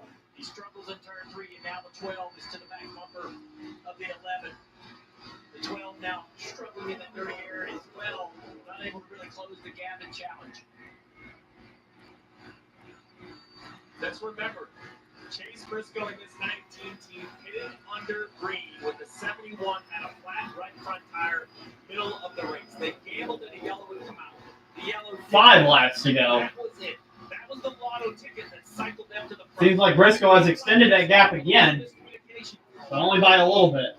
They were short on gas. You see, Briscoe's coasting in the corners trying to save more fuel as Hamlin pouncing in the corners. But a lot of gambling, a lot of calculating on top of the pit blocks. All right, we got some busy right hands out of Briscoe right there. It's on fourth gear. Going to get brake adjustment. A lot of work going on in the cockpit. So you think about this track, I mean, it's not been good for Briscoe at the Cup level, but he did win an extended Getting race closer. here in 2020, so he knows his way to victory lane. To the finish here. Heartbreaker running out of gas. Dale and I have felt it before, and you just, I mean, what do you want to do? Run second and make it? I mean, We're going to have 4 laps to go with Chase Briscoe. Last time Chase Briscoe won a race, it was last year when he got the last victory for Stewart-Haas Racing at Darlington. Not only the last one for Stewart-Haas, but also locked them into the playoffs. Briscoe in a different position here. This time, instead of having to hold off the driver, not that he's got to hold him off, but he's also got to save fuel. Multitasking, trying to keep behind a veteran, and who's won here 7 times. Denny Hamlin right behind. Big challenge here, but can Briscoe do it? It's possible, but difficult. But as Hamlin tries to make a gap, he gets catched in Briscoe's clean air. Hasn't really got there to him yet. Well, now we got 3 laps to go.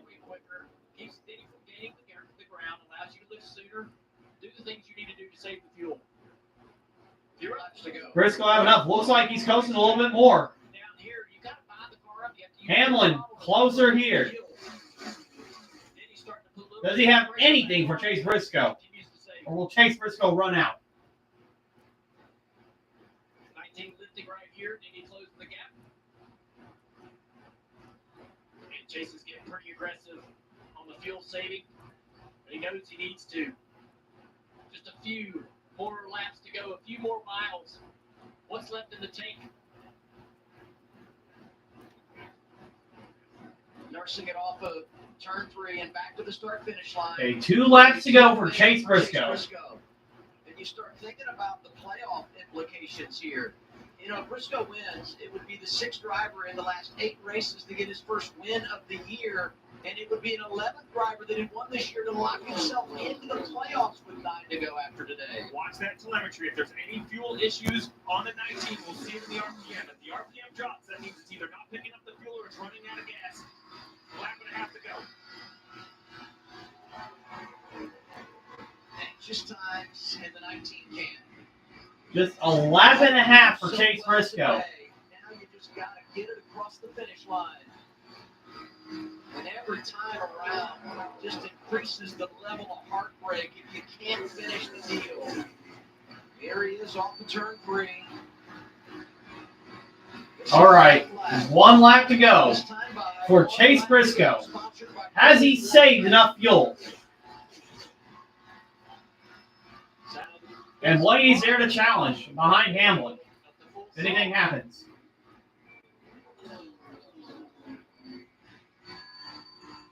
Through turn 1. And onto the straightaway. Lead to the tunnel turn. Got almost a lap and a half. Good early shift. Keep the RPMs low. Just a little bit early there. Across the tunnel turn. The short shoot. Yeah, Chase Briscoe. Motor still sounding good to me. He's got to get through one more turn and half a straightaway to get his first win of the season. I think he's done it. Chase Briscoe in the number 19 from Indiana is going to win for Joe Gibbs Racing.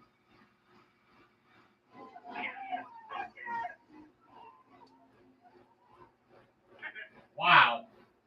He did have enough fuel to win. I was thinking that he did, but I thought it was going to be close. Hamlin getting second, Blaney third, Busher fourth, Elliott fifth. Yeah, his first campaign driving for the coach. He'll head to the playoffs. That was a decent race. Reminded me big gaps, but at the end, it was a close race trying to determine who would be good on fuel. And Briscoe was good on fuel.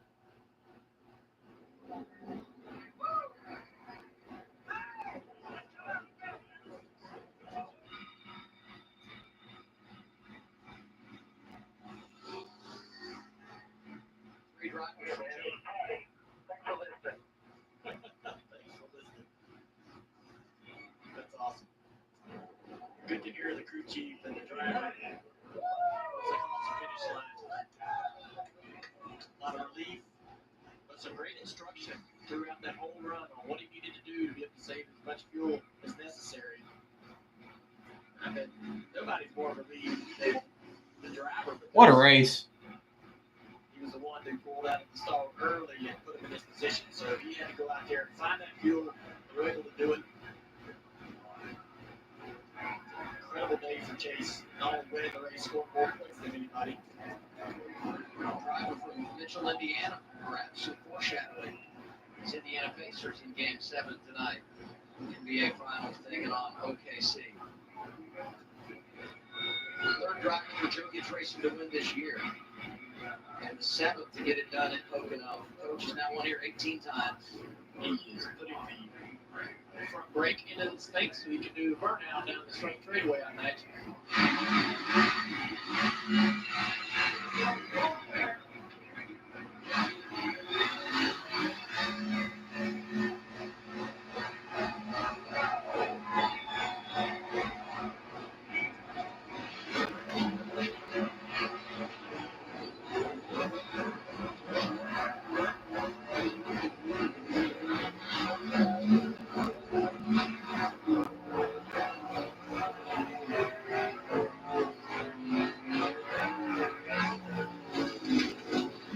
I'd say safe enough.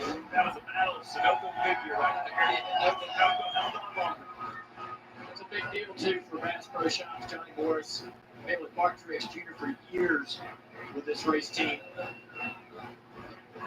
Now Chase Briscoe and starting to write a new chapter in this partnership.